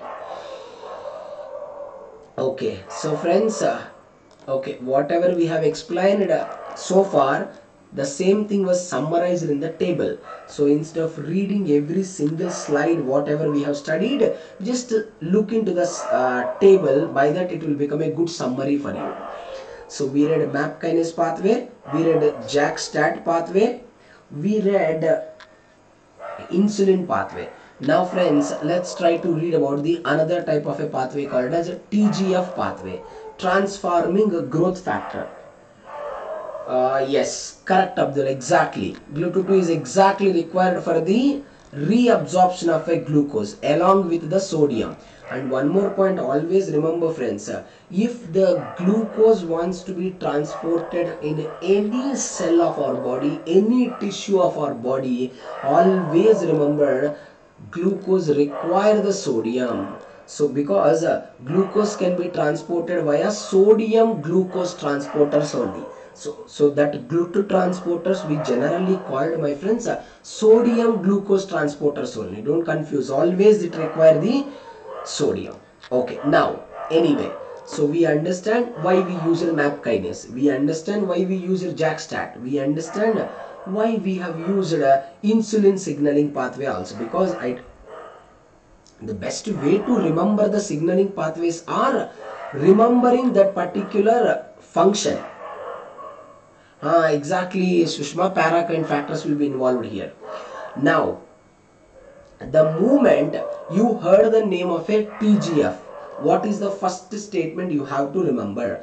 Why this particular TGF proteins are required in the cell, in our body? First point, that is the significance. They will be required for the regulation of our development, in case of vertebrates also as well as the invertebrate also. Not only this, please remember, we have studied very clearly cell communication chapter, where we have studied the CAM molecule also, we have studied the extracellular molecules also. CAM molecules like cadaherin, right, integrin, selectin, ECM molecules like collagen, nidogen, fibroin, elastin, many proteins we have studied. Now this TGF is exclusively responsible for stimulating the expression, friends follow me, stimulating the expression of a CAM proteins, and friends, stimulating the expression of the ECM proteins also. Please do not get confused with this particular point. And all the students remember my words. In humans, you have to remember compulsory. In humans, how many TGFs are there? In humans, friends, there are 3 isoforms of TGF are there. TGF1, TGF2 and TGF3. Now every student, please remember that TGF1, TGF2 and TGF3, don't confuse that. They will all associate with only one receptor. That is a wrong statement. They will actually associate with the different receptor. There is a R1 receptor, there is a R2 receptor, there is a R3 receptor, and keep it in your mind, among this R3 receptor, R3 is the receptor which is having the higher molecular weight. R2 having intermediate molecular weight 85 kilodalton, R1 having a low molecular weight which is the 55 kilodalton. Please don't confuse, you have to remember them.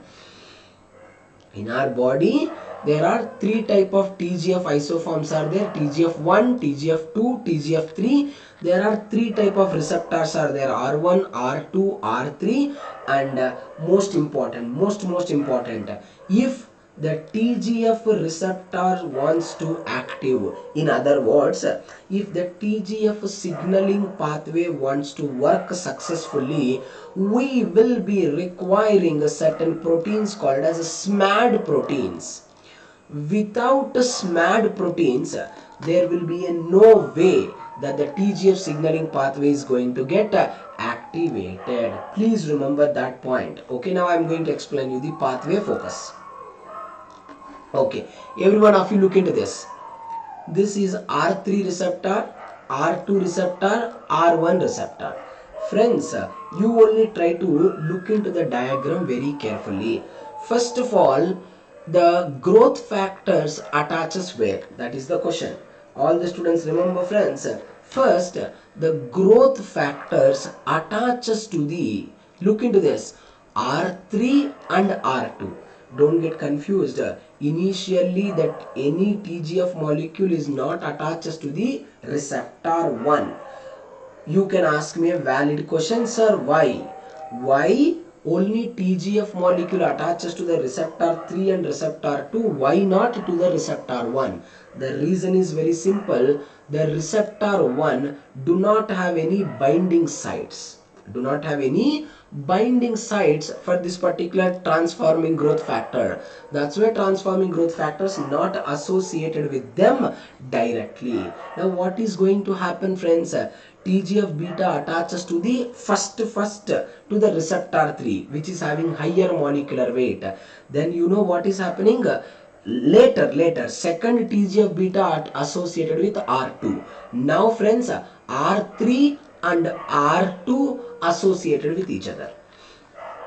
Friends, whenever R3 and R2 associated with each other, you can see the diagram.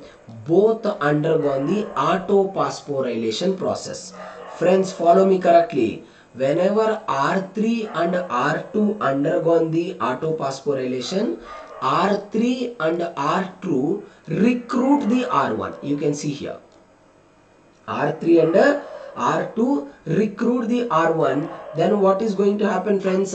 This particular R1, R2, R3, three receptors undergo the autophosphorylation. Very simple point.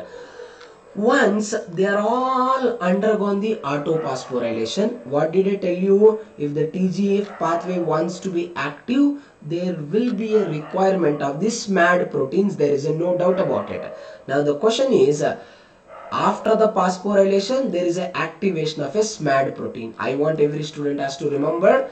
First, there is an activation of SMAD3 protein. SMAD3 protein having different domains. SMAD3 protein having MH2 domain, MH1 domain. Friends, don't get confused. To the MH2 domain of the SMAD3, SMAD4 will come and attaches. Simple point. And MH1 domain of the SMAD3, who will come and attaches? NLS will come and attaches.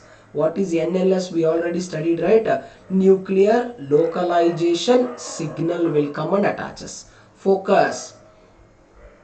This is the SMAD3 attached, contains MH2 and MH1. Now look into the picture, friends. To the SMAD3, SMAD4 attaches, and most important, along with the NLS, very important protein, importin beta, which is exclusively responsible for taking entire SMAD complex into the nucleus level. Now you only listen, this is the entire complex. What this entire complex consists of? Consists of SMAD3, consists of SMAD4, consists of NLS, consists of importin beta. Now friends, all these will enter inside. The moment these all enter inside, you only tell me there should be a activation of a particular signal, particular transcription factor. Yes or no? Now please listen my statements, don't confuse.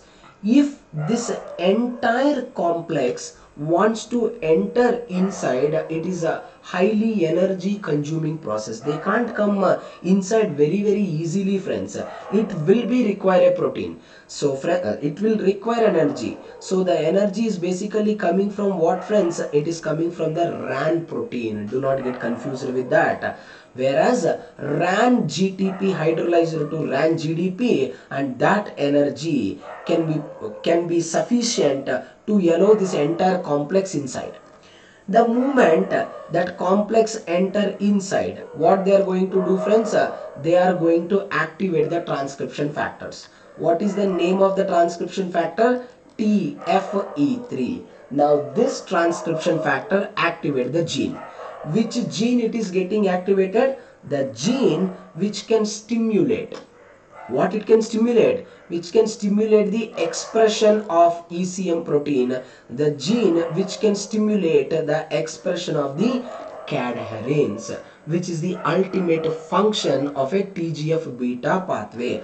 I'll re-explain in 1 minute, friends. Every student pay attention.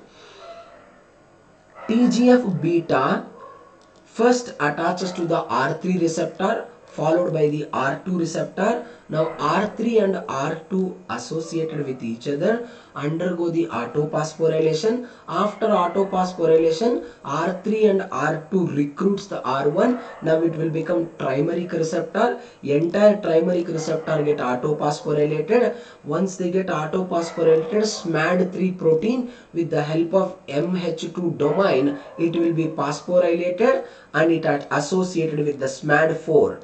And it is also having NLS and important beta signal. Now this entire complex with the help of a RAN, by RAN GTP hydrolysis, they enter inside, they activate a transcription factor TFE3. It stimulates the gene which allow the expression of several CAM and ECM molecules. That is the simple pathway I want every student has to remember without fail. Okay, please do not skip at all. Okay, don't skip any kind of a pathways, because from the pathways we can get the questions for very sure. Even before also I have explained you the pathways. That's why please don't neglect. Next signaling, friends, Wnt signaling, very important, which is already asked in the matching question as one of the option in the 4-marker question. Even we got the direct question in the 4-marker. So focus once again. What's the common point you have to remember? Same. As someone said, right? Sushma Kumari said something. Yes, correct. They will show the she said that the TGF pathway can show the paracrine signaling.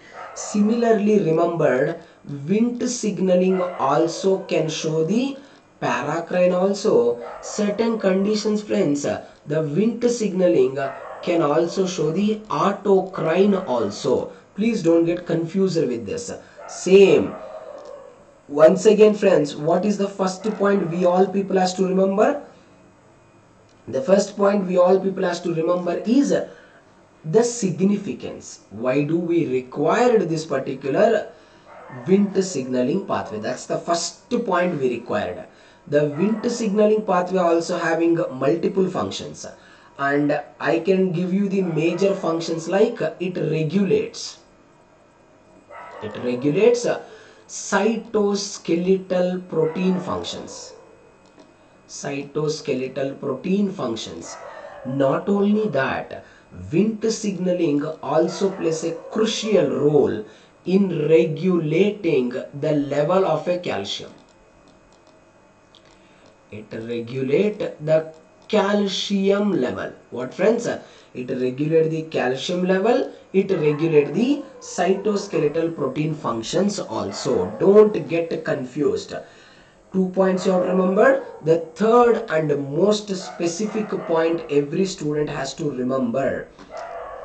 What are the receptors used by the Wnt signaling? Because the question was asked from the name of the receptors only. Such a easy question they asked. The moment you heard the name of a Wnt signaling, the first point you have to remember is that it will use a receptor called as frizzled receptor. I will explain it briefly. Don't get confused and focus.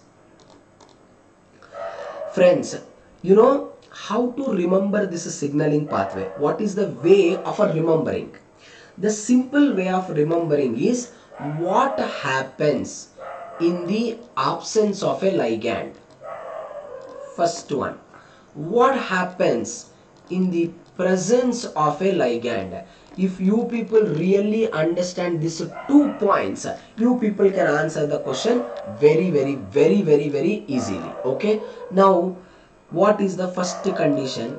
The first condition is, friends, the ligand is absent, nothing but Wnt is absent. Now don't confuse, follow me very correctly. You can see there are 2 receptors are there which were asked in the exam. What is the name of this particular receptor? You can see here, frizzled receptor, LRP6 receptor. I don't know what you do. It's you have to remember the 2 receptors compulsory. What is that, friends? One is the frizzled receptor, another one is the LRP6 receptor. Every student pay attention. Now, in the absence of Wnt, frizzled and LRP get frizzled get deactivated, LRP get activated. Don't confuse. Frizzled get deactivated, LRP get activated. All the students keep it in your mind. Follow me, friends. Frizzled is a stimulatory receptor. LRP6 is the inhibitory receptor. Inhibitory receptor. So follow me correctly. In the absence of ligand, stimulatory receptor get inhibited, inhibitory receptor get activated. Now you know what the inhibitory receptor is going to do. This LRP6 activate. Follow me. It is going to activate an important complex. What do you call it, that complex? Degradative complex. What is that complex? Degradative complex. What is that degradative complex is made up of? It is made up of GSK3, CK1, APC, auxin and DVL. These are all kinases. I am sincerely requesting you not to forget. These are all the different type of kinases which are acting as the degradative enzymes. Since all are kinases, right? What is their function? They will activate the they will add the phosphate group. Where they will add the phosphate group? To the beta catenin. Simple. Now once they add the phosphate group to the beta catenin will be completely degraded. Simple point. The moment beta catenin is completely degraded, beta catenin unable to enter into the nucleus. It can't enter. Hence, my friends, you only understand. Do you think Wnt targeted gene get activated? No, not at all. Then there is no response. Then the development can be halted. Because beta catenin is unable to stimulate the Wnt targeted gene. Now, this is all the condition that is occurred in the absence of a Wnt. Simple, friends, follow me correctly. But now let's try to understand in the presence of a ligand, that is in the presence of the Wnt. My friends, what is happening? In the presence of a Wnt, you only understand. Now who is getting activated? Frizzled is getting activated. Frizzled will get activated. Who is getting inhibited? LRP6 is getting inhibited. Now what is the fate of degradative complex? Degradative complex will come and associated with the LRP6. All the students, please follow me correctly. When the degradative complex is inactive, you only try to understand. Now which become active? Undoubtedly, my friends, beta catenin become active. Now The beta catenin is active, it cannot degrade it. Now the beta catenin enter into the nucleus very easily. The moment, my friends, beta catenin enter into the nucleus, what happen? It will turn on the Wnt targeted gene, then the response will occur. Simple. This is what a Wnt signaling. Don't get confused with this. Okay, so friends, that ends the revision of this complete cell signaling. I don't know.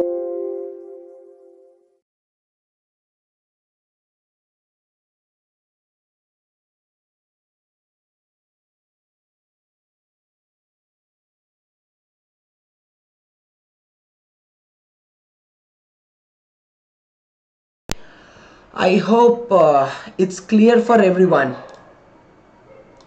Is it? Okay. Yes.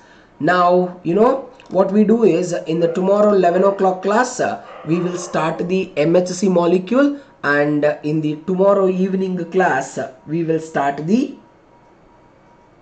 what we can say, antibodies. Oh, why it is got disconnected?